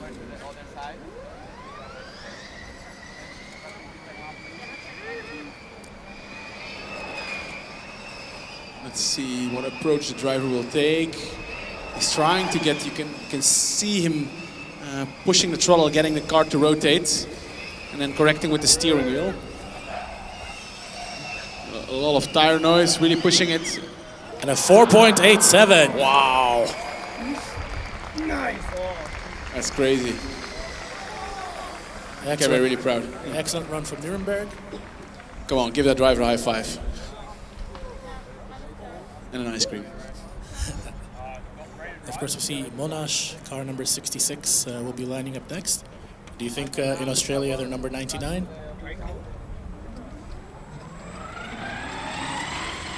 Yeah, I think so. Must be difficult as well, you know, to design the wings. Because here it's all upside down. Well, you know how a lot of FS teams claim that they have enough downforce to drive upside down? I guess Monash gets to test that for real. So the other Goodyear tire team. Yeah, they also did an AI run yesterday. I think they also went for the cautious approach to make sure they finish. Driver looking a little bit cautious here at the moment as well. A 5.9 on the right. Well, it's a clean run. And a 5.7 on the left for a total of 5.79. Really clean, so if the driver can do this exact approach and then just speed up a little bit, they might get close to the 5 second mark, which has proven to be very popular today. And I see Dresden lining up in the queue afterwards. Ooh. I think that'll be our first fully fan-blown car. But for now, Monash, run number 2. It does also look like they do have some kind of speed limiter enabled. The car accelerated quite nicely, but then stopped accelerating at a certain speed. But of course, just guessing. Well, they did improve on the right hand. And on the left hand as well, 5.44. Very nice, 0.3 improvement from their side. So that's really nice to see. Yeah, a lot of teams indeed doing their 2 runs after each other. All right. We had Aachen, what we looked out for. Now Dresden. Yesterday they had the best driverless Skidpad time. So this might actually be a point for AI today. They do also have some fans sucking the car to the ground, make a lot of noise. Vacuum cleaning the track, very smooth and stable. Come on. 4.77. Wow. Staying very close to the inside cones. Yeah, driver's really driving it perfectly. 4.74. Wow, is that the quickest? Not quite, it's 200ths of the best Milan time. That's crazy that Milano managed to match his time. Of course, first run from the driver. So very clean, I have to say. There's definitely something in there. The team shouting something to the driver. Well, it sounded like they're saying 200ths too much, which is going too quick, which is exactly the time they're behind Milano. So I guess that's what they're commenting on. Fans on, cars getting sucked to the ground. Yeah, I cannot emphasize enough how clean this driver is taking the Skidpad. Of course, if your car's well balanced, if you have a lot of grip. 4.6 on the right. Wow.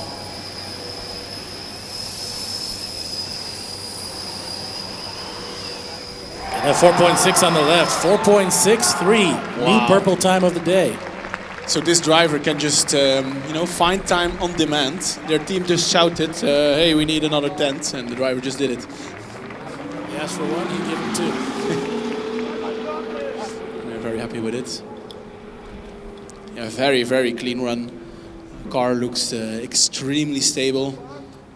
Yeah, it looks like the car is called the Daisy E. Hashtag slightly professional. Interesting. We have a blue car appearing. Prague. Blue no, it's red. Oh, where'd it go? Oh, it's blue. Yeah, the blue one's back. They also set a very impressive time yesterday on the driverless Skidpad. So big shoes to fill for the human driver. 5.08 so far. They also go for the smoothest. Unfortunately, clipped the cone. But it's okay. This is only the first run. 5.07. Okay, that's a good start. That's a good start. I think also very popular. I think similar to Nürnberg. If we find a little improvement, could definitely go sub 5 seconds.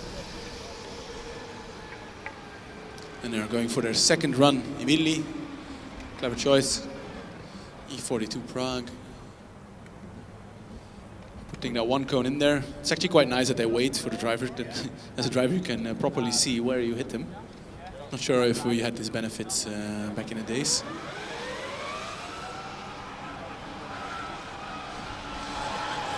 Going very smooth, staying very close to the inside line. The driver needs to find just that little bit extra. It's a good 4.9 on the right. Nice.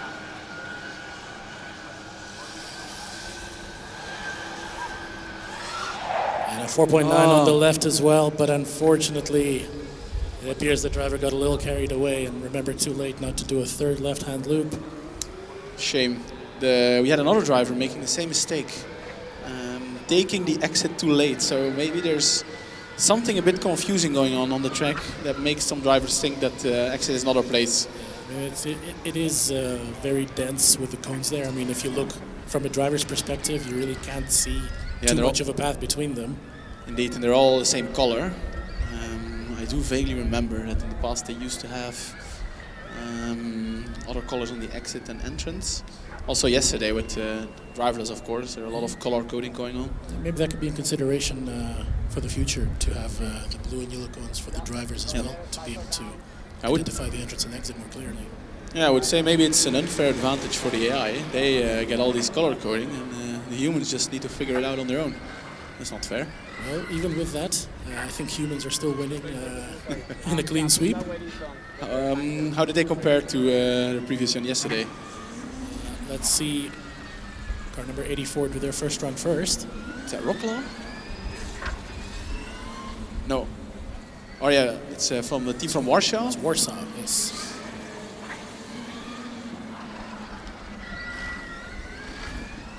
Car making a pretty cool noise. Driver needed to put a lot of steering lock in to get the car rotating on the Skidpad. But it's a clean Skidpad. It's a 6.18. As I say so, he actually missed the exit. Oh no. And he's going on a little expedition. It does feel like the driver's following the... He's following the autocross. Autocross. So another driver that apparently did not pay attention this morning on the driver briefing. Yeah, so they're not quite inside the line that they need to be. So this will count as, or at least... it already was a DNF. Shame. It would have been a 6.18, a decent... I think someone needs to give them a little bit directions where they should go. And you asked me before, Matti, how does Prague compare to driverless yesterday? It is a 5.03 that they were able to set yesterday, and a 5.07 here with the driver. Point for AI. 1 point for AI. Of course, we said we don't really care about cones and off tracks, so if you look at the DNF time that Prague set, the driver was quicker than the AI, but agree, but unfortunately not quite as consistent. We need to give the computers also something. Indeed. Like we say, to finish first, you have to finish. Agree. What will the driver from Warsaw do this time? So the driver did a really good Skidpad, and this looks even quicker. It all went wrong at the exit. Hope he's informed. Ooh, locking up on the exit. Locking up. And I think this time... Just made the turn, and a 5.69 on run 2. 5.69. Luckily they managed to get a clean run in. Because the drivers seem to have got lost on the infield here.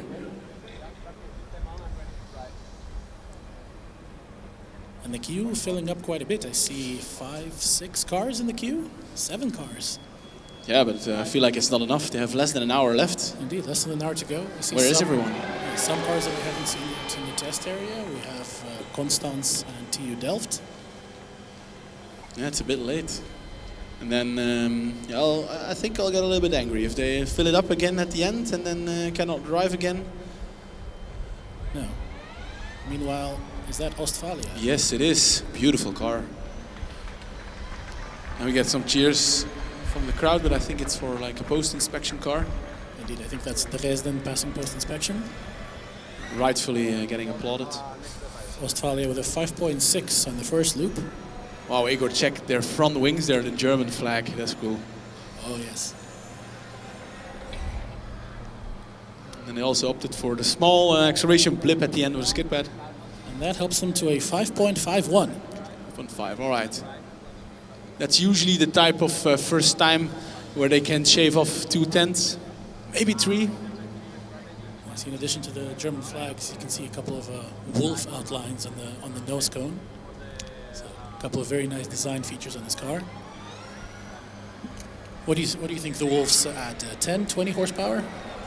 Yeah, at least 10.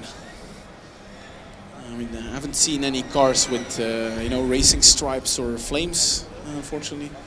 Everyone knows that adds 20 horsepower. I think really an underexplored facet of Formula Student. Yeah. Maybe that's considered cheating. Australia improves to a 5.17. Wow, that's 4/10 better. Wow, Yeah. okay, 4 and a bit, or 3 and a bit. 3.5.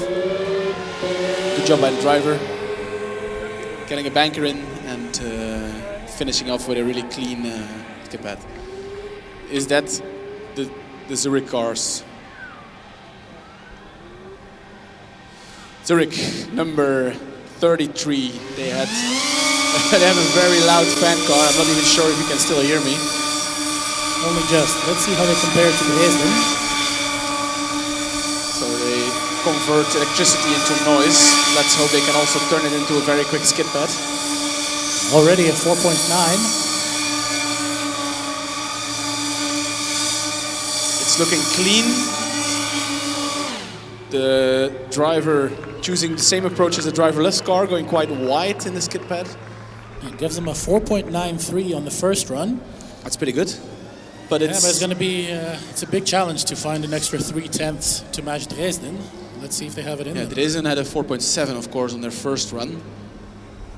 So they have 0.2 to find somewhere. 0.3 even. 3. Extremely loud. Where does the noise come from? Of course, have these fans sucking the air from under the car. You can really see how stable the car is in the skid pad. Certainly with the Dresden car, it almost looked slow, but it was just because it was so controlled. 4.79. Wow. Okay, he actually found 0.2. Impressive stuff from the driver and the team. Not quite as fast as Dresden, but still a very impressive time. Yeah. And immediately But Brno sets off. This was the car launched? Slightly confused because we haven't seen this tempo so far. Well, could be that the officials see a lot of cars in the queue, trying to speed up the procession a little bit. But we'll see how it goes after this. Very clean skid pad from the Brno driver. 5.06. That's a really good start. I mean, that's only 1/10 slower than the Zurich car, the fan car we saw before. So impressive stuff from them. Can they also shave off a few tenths?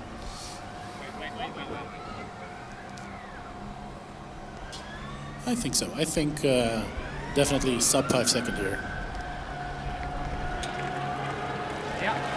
Sub 5, that's what we go for. That's the target today. Jumping around a bit, indicating that the driver's pushing just a bit more. 5.04 on the right. Come on.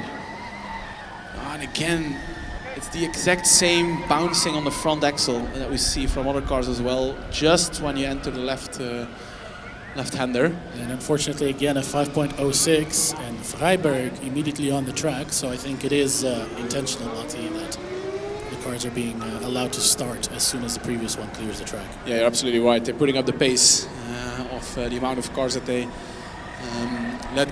let go and let through. So that will give a lot more cars the opportunity to do their skid pad. Freiberg also with the large non-Hoosier tires. So much steering lock applied to get the car turning. 6.14 to start.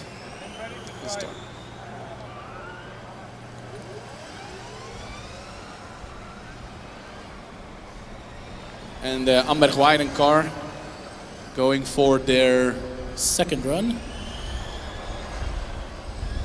That was the team that had a little issue yesterday on the test track, but they managed to resolve everything. Luckily, not much got damaged. Nothing too serious, and they set a 4.96. Wow, it was a very clean skid pad. Good job by the driver, pushing it while keeping it very clean. So congrats to he or she. Actually, I wonder how many female drivers we have here. So maybe if one of the teams have some female drivers, let us know. Then we know we can mention it. Freiberg seems to be going a lot less aggressively, but it does look a lot more smooth as a consequence, and they improve with a 5.82. Good job by them. Indeed, looked a lot better, less bouncing going on. So it does feel like some of the drivers get a bit acquainted with the track and figuring out a way to reduce the bouncing, or maybe find just a slightly different line. And while I'm saying that, the beautiful car from Tallinn made its way to Skidpad. The 5.04 so far. You see the car rotates very well in the exit. Oh, and they picked up a cone and they dropped it again just at the marshal post. Very sweet of them. And they get a 4.97 already. Wow.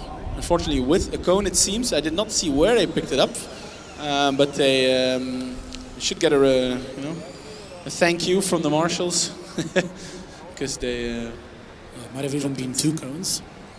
Saw another one moved outside of its box, 3 even. I'm not sure if it was out of the box. Kissing is okay, but pushing it out is not. Let's see, run number 2.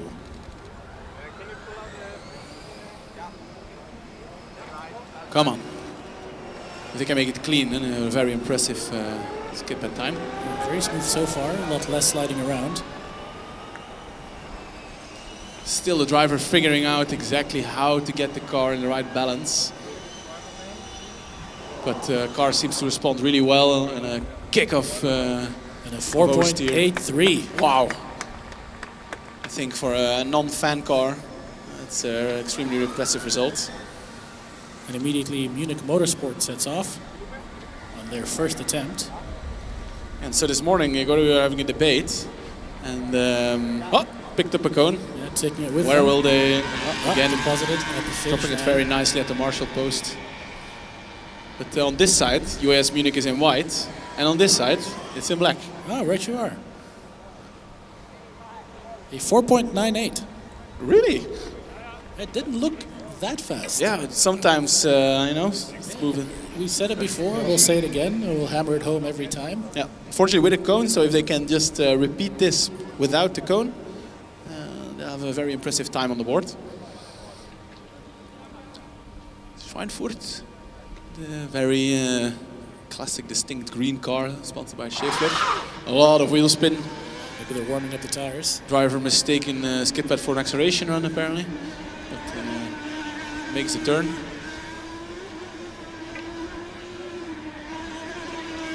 Cautiously, driver really trying to find the right speed, the right throttle position to get the car going. It almost seems as if they have a solid rear axle. You can visibly see the inner tire rotating quite quickly. 5.72 as Munich goes for attempt number 2. Okay, let's pay a bit more attention to the actual driving rather than the font color. Well, speaking of colors, they seem to have very interesting red brake discs. Really cool. Or are those the motor caps? Thinking motor caps, but let's pretend it's brake discs. It almost looks like they're glowing. 4.85 on the right, 4.8 No on the way. left, 4.82 overall. I mean, I think this is the perfect example of how you should do a skid pad. Extremely clean, no drama, car is balanced well, no cones, and then you get a 4.8 and just puts you up there. There's no point in sliding a car around. I mean, it's fun, but if you really want to go for times. Of course, always assumes that the car is balanced well. If you can't get it to rotate, then you need to get some other trickery out of the box. And less than 45 minutes to go at the dynamic events, both the driverless acceleration and the manual skid pad. Just off the top of my head, I feel like we might have only seen about half of the teams present at the competition this year. So hopefully, yeah, everybody else that is through scrutineering makes their way over very, very soon, because the queue is not getting any shorter. Yeah, I hope you're right. I hope we can see twice as many cars still. Pressure is on in terms of time, but we haven't seen Delft, for example. We have not seen Green Team either. Not sure if they made it through scrutineering already. Red Team, as they're known nowadays. Red Team, indeed. Delft, I still see on the test track behind us. Right. So at least they're, you know, I have not alive. seen. Yeah, I have not seen Red Team on the test tracks yet. I see 2 cars on the infield test area. And then Renstal Esslingen made its way to the queue. We also have not seen them yet here on Dynamic Events. What car is ready to go? I did not. Oh, T-Sol was flashing, but it's back to green now. So something is being aborted.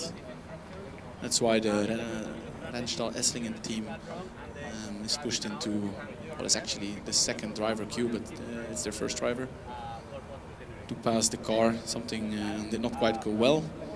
I can't make up what car it is. It looks a bit like a Chalmers car, but I think they already did 2 runs, so I would be very surprised if it was that car. Ah, Barcelona probably, sponsored by Cupra, 54. My guess would be that it's the Barcelona car. Esslingen car prepared itself really quickly. Good job by the team. Of course, they are rigorously checked before they can enter the queue and so on. So once you're in the queue, you should be able to start up your car in a few seconds and get ready. We'll give a small update in the meanwhile on the driverless acceleration. There was a new fastest time from KIT with a 3.34. Wow. Esslingen, I do expect a nice Skidpad time for them. Steady, no drama. 5.2.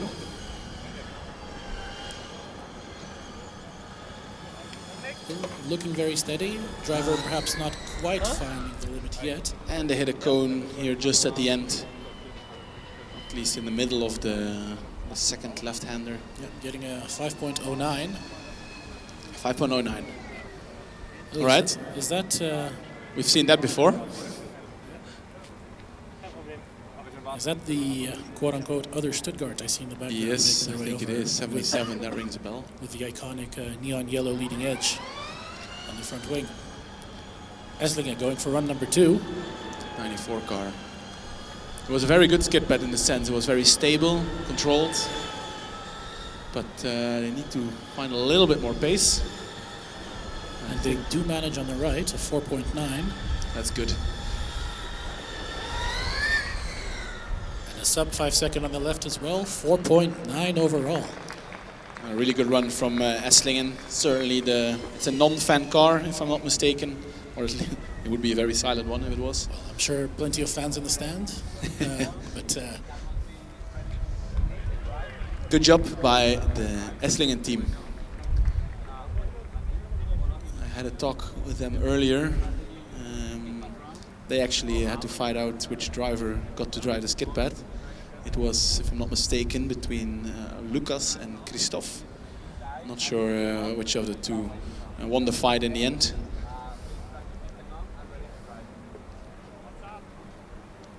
And then indeed we have the 77 car from DHBW Stuttgart.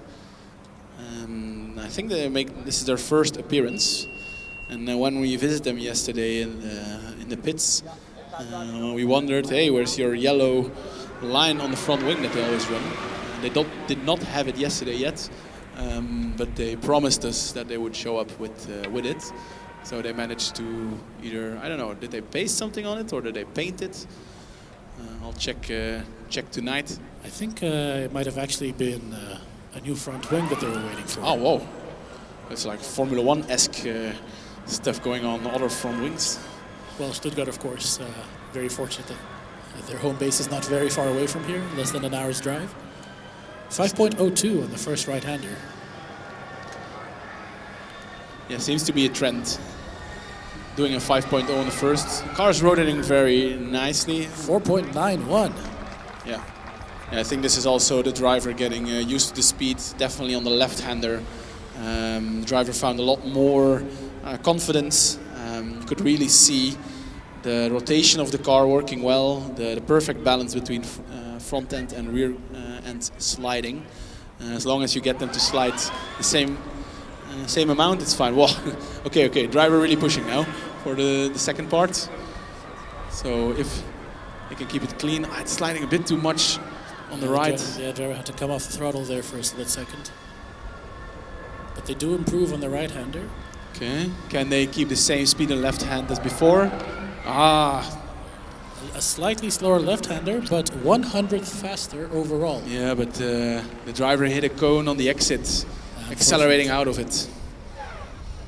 So on the debate, accelerating out of the skid pad. I don't think it gives much benefit versus the risk.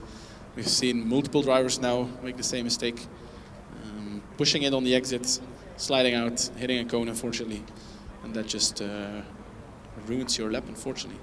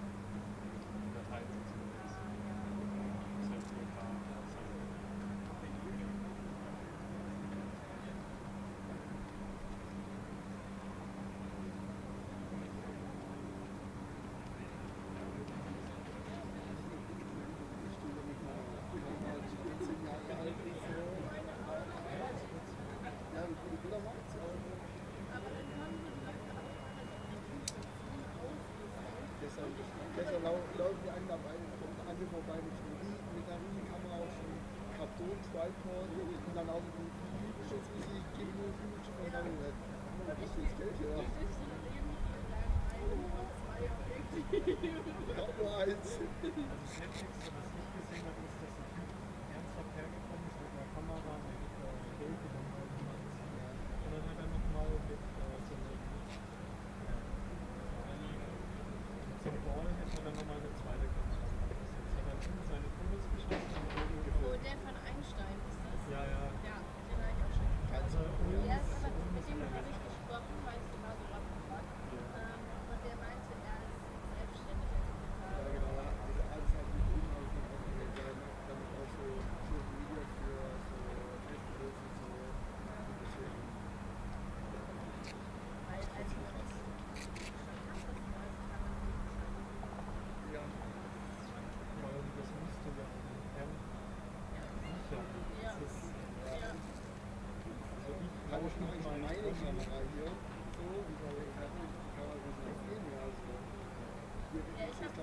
Ich habe die hier immer überall bei mir. Ja. Und hat so, ja, kann ich auch sagen?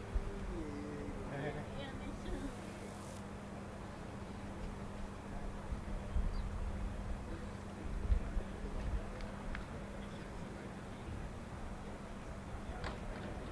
Dresden war schon geisteskrank. Dresden war geisteskrank schnell. Also, Jesus Christ.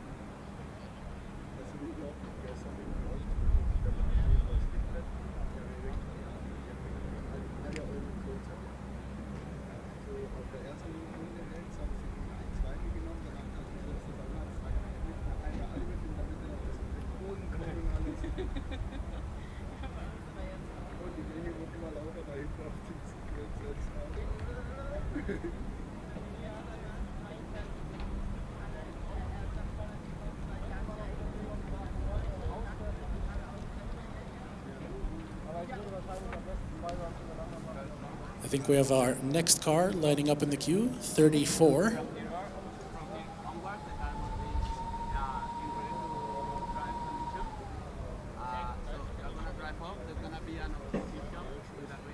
That would be the car from Ingolstadt. Ingolstadt, I think that's the city from Audi, right? Dominated by Audi. Indeed, I believe that's where the Audi factory, Audi museum is. You haven't seen them, I think, the Ingolstadt team. No, I think they, if I just First look appearance. if I just look at the technical inspection status. But I like their livery. They went for something very distinct, which obviously we as commentators really love, because that makes it very easy to distinguish the different cars. It looks a bit like a zebra camo print almost. Oh, yeah. That must also add some power, right? If you look like a zebra. I guess a zebra is a type of horse, so a little horsepower in there. Good one. Okay, the T-cell is on, means that they are ready to go. It's 12 o'clock, we have 30 minutes left. I'm very surprised that we do not see more cars, so maybe we misjudged, and actually a lot of teams already went, but I still feel like we miss a few. From Ingolstadt. I wonder what approach it will be. And yes, they are sponsored by Audi, of course. And they also went for the Goodyear tires. We have another non-Hoosier car. A lot of wheel spin. Let's say it's to get rid of all the dust.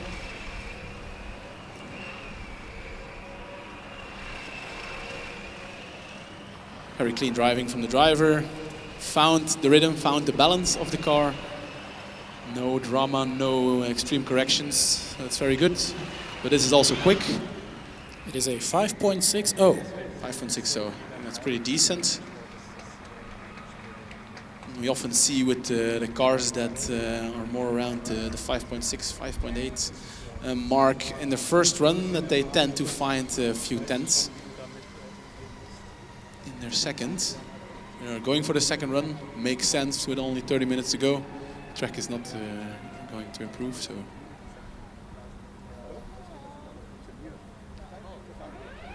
And there they go. I have a feeling driver is pushing it a little bit more. It does look a little quicker, but still very smooth. Yeah, definitely. They do improve by 0.3 on the right-hand loop. Wow, big improvement. Good job by the driver. A little slip there at the finish, but still an improvement of 0.3 to a 5.3. Really impressive, good run from the driver.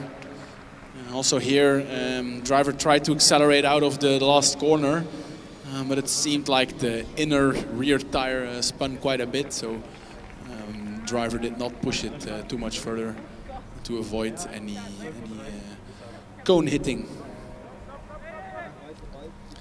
So then the car stops, and the team members switch off the car properly.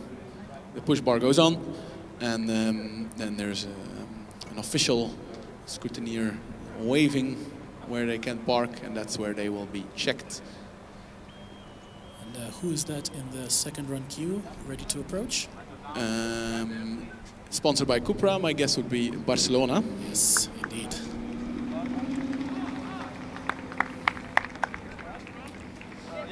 Again, the very dark blue, black, indistinguishable car. But it is Barcelona indeed. They were here before, like half an hour or 15 minutes before, but had to abort in the queue, so did not spend a run.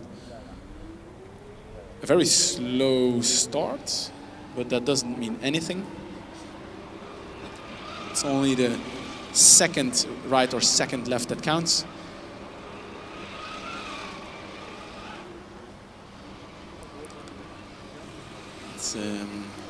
Driver keeps it controlled and smooth.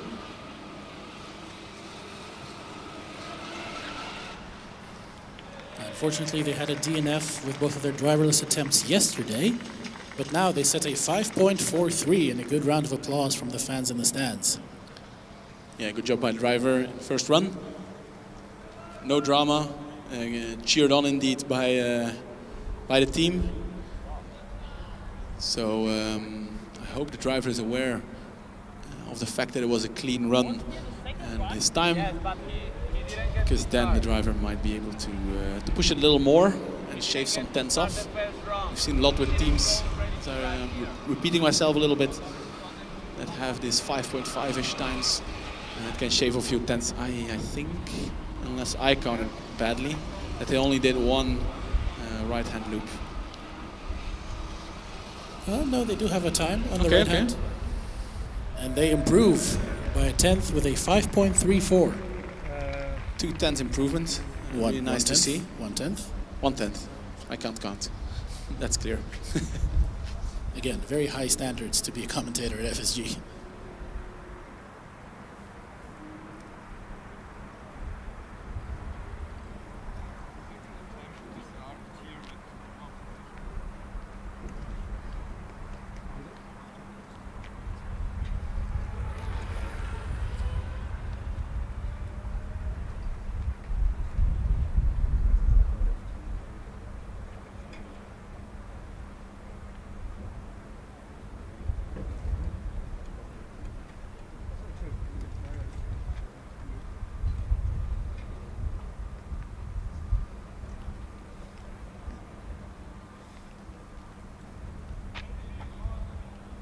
We do see a couple of more cars being allowed through the queue.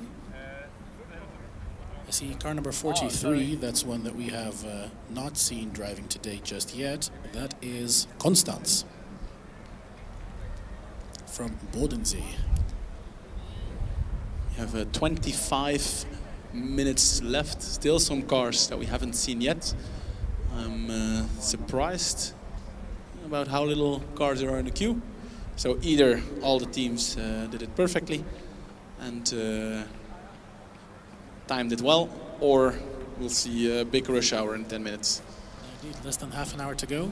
I'd say it's been taking about 2-3 minutes per team so far. So maybe we have time for 10 more teams to go, if there are no delays.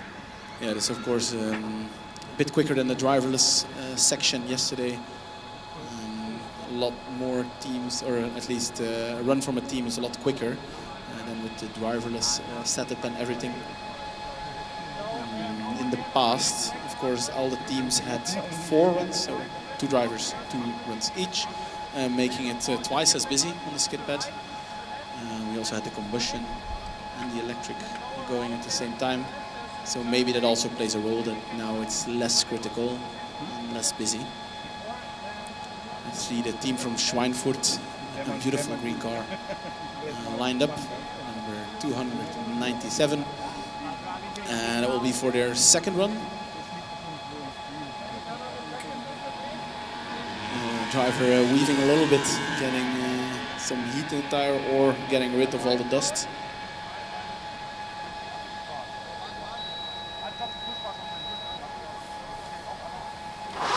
A lot of wheel spin getting off the line.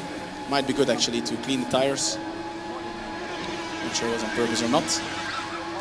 It looks quite clean. Car tends to step out a little bit on throttle.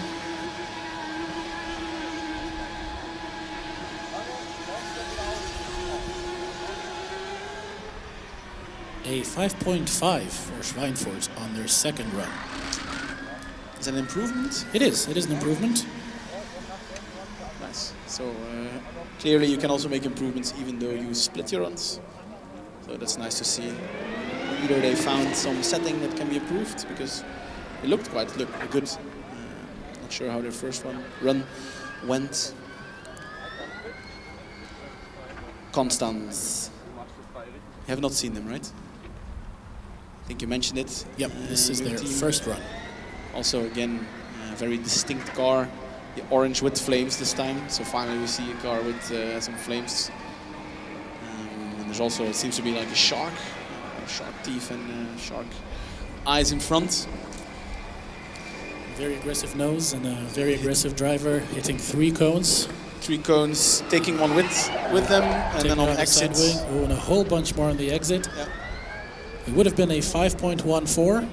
I think with a couple of cones, it'll be considerably more. But rebuilding the track a little bit. Yeah. But, once you hit a few, you might as well take the rest with you. Hopefully, the driver now explored how much grip there is. Also on the exit, how quick it can go wrong. Should give the driver enough information to make it a clean run here. Of course, now the marshals need to rebuild the track. There are a few cones here on the left-hander. The driver, actually on his slow lap, hit three cones on the inside, and then, of course, on the exit, went a bit too wide and started clipping a few after the timing zone even. But that's again the danger of accelerating out of the corner.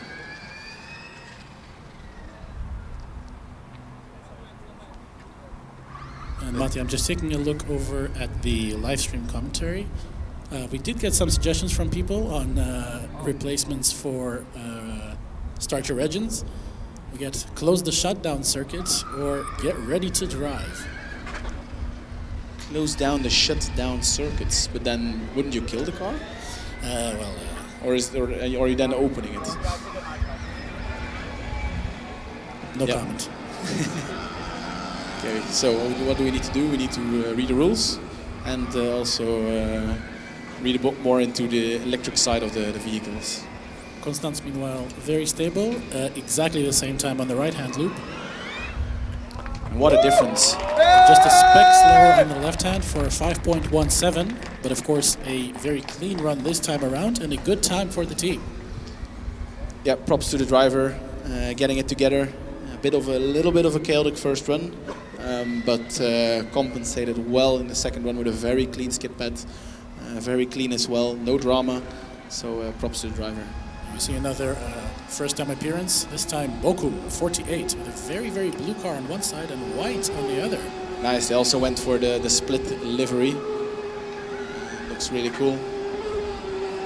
On one hand, it makes it easy to identify, but on the other hand, depending on where you stand, it can also make it a bit more difficult because you do expect a white or blue car. Yeah, on the one hand it's white and on the other hand it's blue. Literally. A 5.73 on the first attempt. I did hear some noise. Was it from a cone or just the car braking? I think it might have been from the motors. Yeah. And they also have some green touches to the livery as well. Very subtle, close to the edge of the floor plate. A few green touches. But a very clean run from the Bochum driver.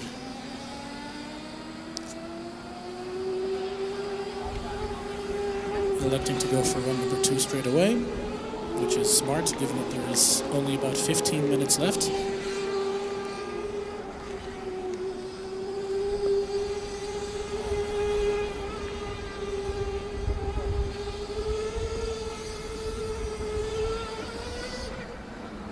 A 5.59, improving by 1/10. Good job by driver. 2 clean skid pads. That's what we like to see. They also have their number on their nose cone, quite cool. This is, we have seen this car before.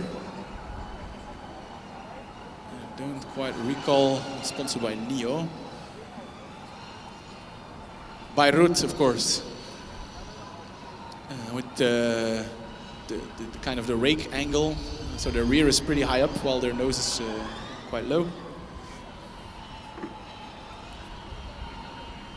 And I think that's their second run of the day. Was it an improvement? Well, Sorry, just sorting out some microphone issues. Right. It is an improvement with a 5.75. Congratulations on the driver. Maybe track got a little bit cleaner and a little bit hotter. Allowing them to improve their time. Just over 15 minutes to go. Nobody at the front of the queue. I see 2 cars getting some final checks from the scrutineers, from the officials. I'm surprised, honestly, Matti. I thought there would be much more of a rush at this point, like we usually see. Yeah, completely agree. I also expected to be a lot more busy, so maybe the teams actually got it right. I do still think we miss a few teams. green team, or at Stuttgart at least. I think now they're called Renteam and Delft on top of my head.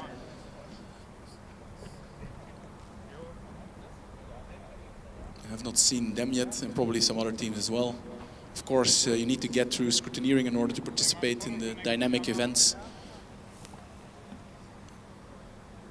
That can be a challenge from time to time.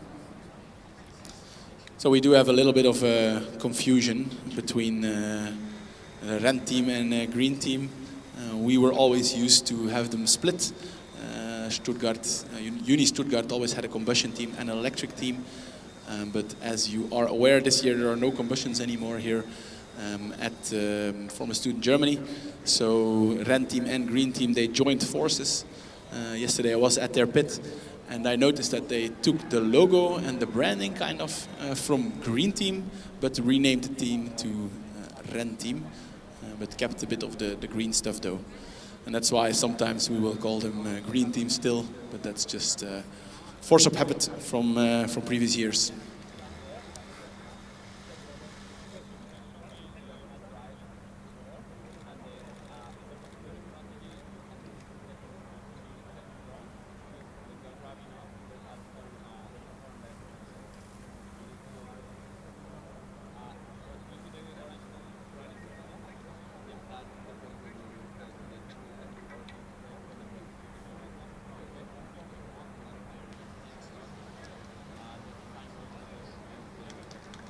Another car almost ready to go. I cannot quite see from this distance what car it is. It's number 114 that I can read. They're giving some indications to where the team needs to stand once the driver is away. Of course, the rest of the team, I think usually 2 or 3 other people, need to stand here a bit with us, close to the exit. But definitely not on the dynamic side of things.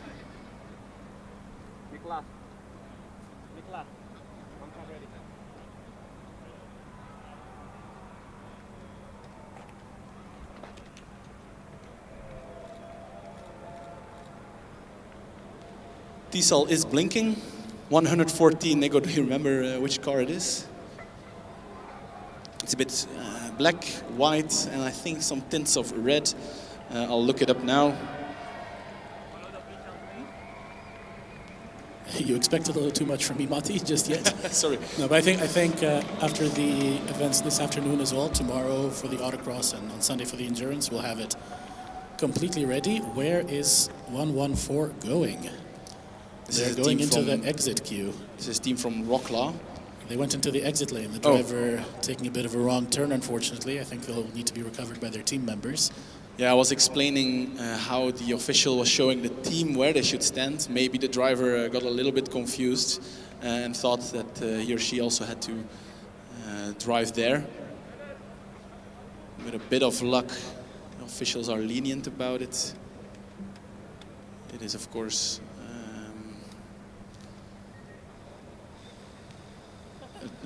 a mistake you can make. Thankfully, nobody at the front of the queue at the moment being slowed down by this. And again, very surprising that there's nobody at the front of the queue. I think still quite a few, like you mentioned, quite a few teams we haven't seen. Haven't seen Renteam, haven't seen Delft. Well, those 2 just off the top of my head. And of course, a bunch more if we look at the technical inspection sheet. This is actually the first run from Wroclaw. A lot of wheel spin. It's one of the other Polish teams that we have here. Some weird sounds, I would say. Maybe they're running on only one motor. Yeah, 1 or 2. Some driving issues. But yeah, sometimes wheel spinning. Other times you can hear the gears struggling a little bit. So these cars, of course, are pretty advanced. And sometimes the traction controls get all mixed up. Get a 7.17 and quite a big cheer from the stands. So I think they might have expected that there might be some issues with the car, and they're happy that they were able to set a Skidpad time despite that. Yeah, exactly. We don't know what the challenges are that the teams faced in the hours, days, weeks before this event. getting it to drive here on FSG is already an accomplishment, and only then you can start to look at improving your times. Still a couple of unsettling noises, but the driver, I'd say, taking full advantage of going maybe not as fast as he was hoping to be able to stick to the inside line as close as possible. Trying to squeeze whatever time they can out of their attempt. Indeed, it sounds a bit as if the car is not functioning optimally, but nonetheless, 2 successful skid pads. Quite a bit slower than their first attempt, 7.95. But still, getting a time on the board is more than we can say for quite a few teams that are at the competition this year. Definitely. And I really like their livery. It's a kind of a livery we see more often in a way, or at least similar trends, but it looks like it has a very high quality finishing on the livery.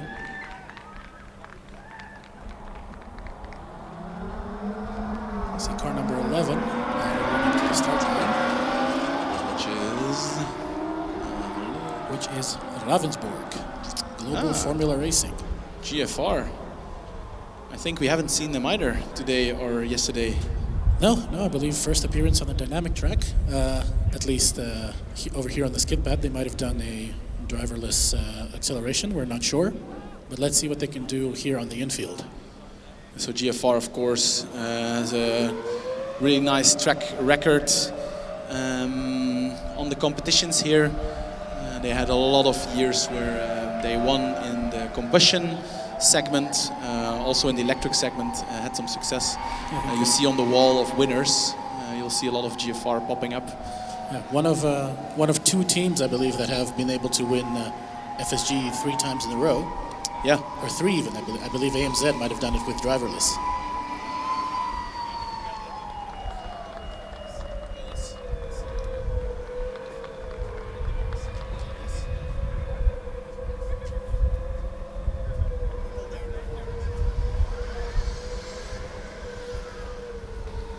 and it's actually a pretty cool team. It's called Global Formula Racing, and global is definitely not a joke or a hype word.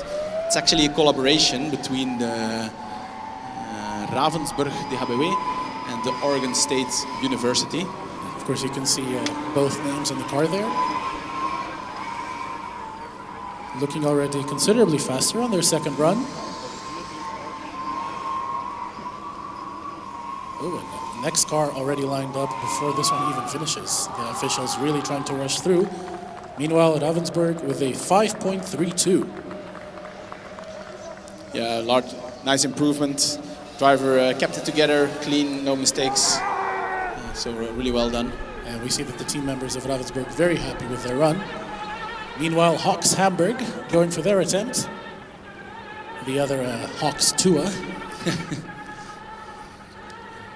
Let's see what's on their rear wing. Something in German.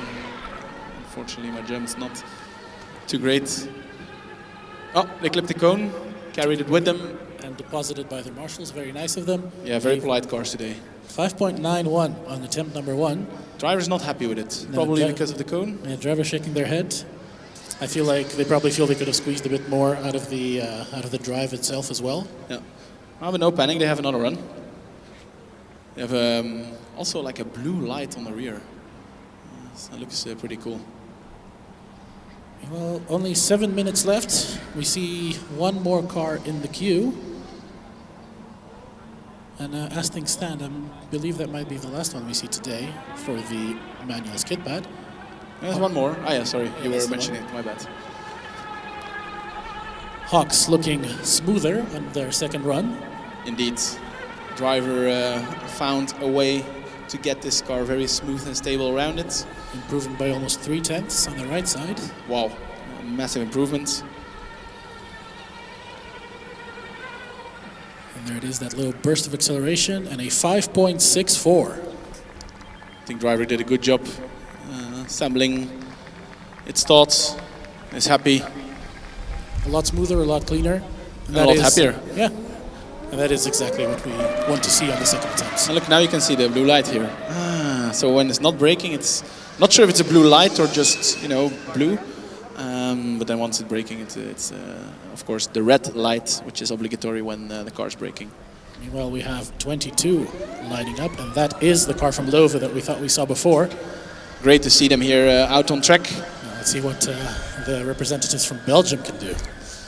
It's Leuven has been here a lot, often struggled a little bit getting through scrutineering, but great to see that they made their way now already on the Skidpad. That also means that they have plenty of time to do the other events as well.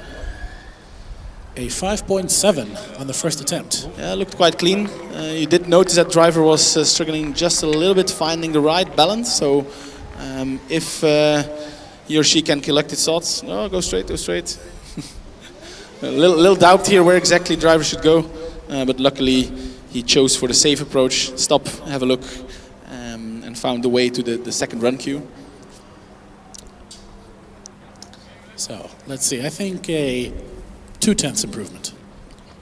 Okay, I'll do 3. Of course, you have a little bit more faith in your compatriots.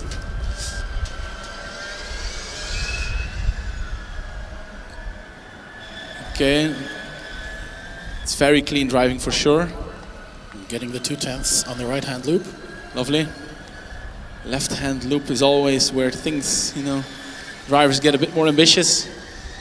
It's clean. 5.45, and they improved by 2.5 tenths. Ah, damn. So on average, we were right. Yeah, we were right. Finally, we were right for something. Good job by driver. Good job by Leuven. Oh, and I see they actually have a URE helmet on the driver. No way. Yeah, with the URE logo, black and orange. Collaboration. And the rear wing says blood, sweat, and beers. Well, if we know where to go. Yeah. Well, if FSG is ever looking for a new slogan, a new motto, I think that could be it.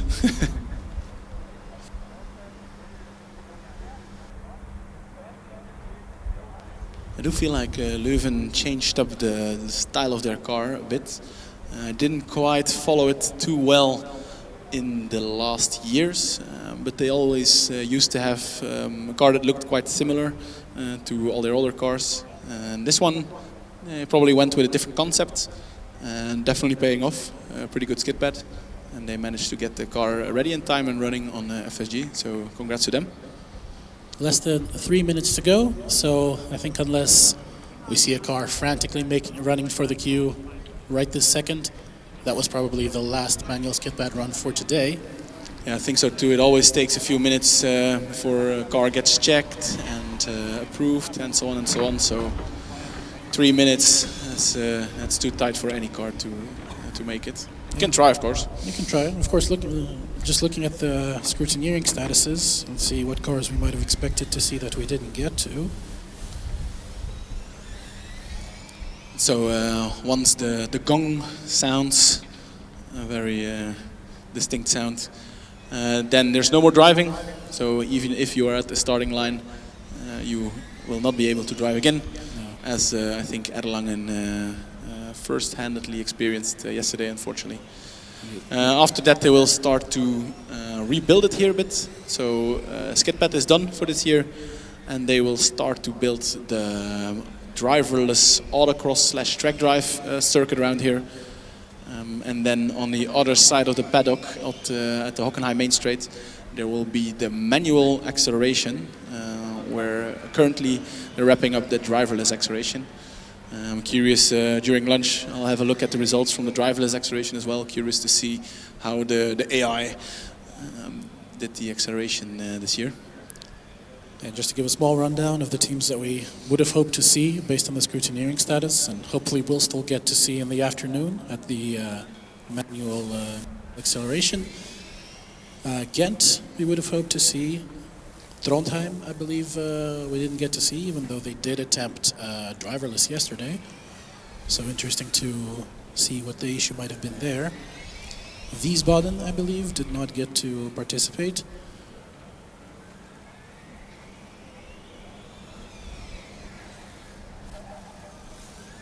TU Delft, of course. Strange, because we did see them practicing the skid pad on the test track, so potentially something went wrong there and they were unable to continue straight to the dynamic events.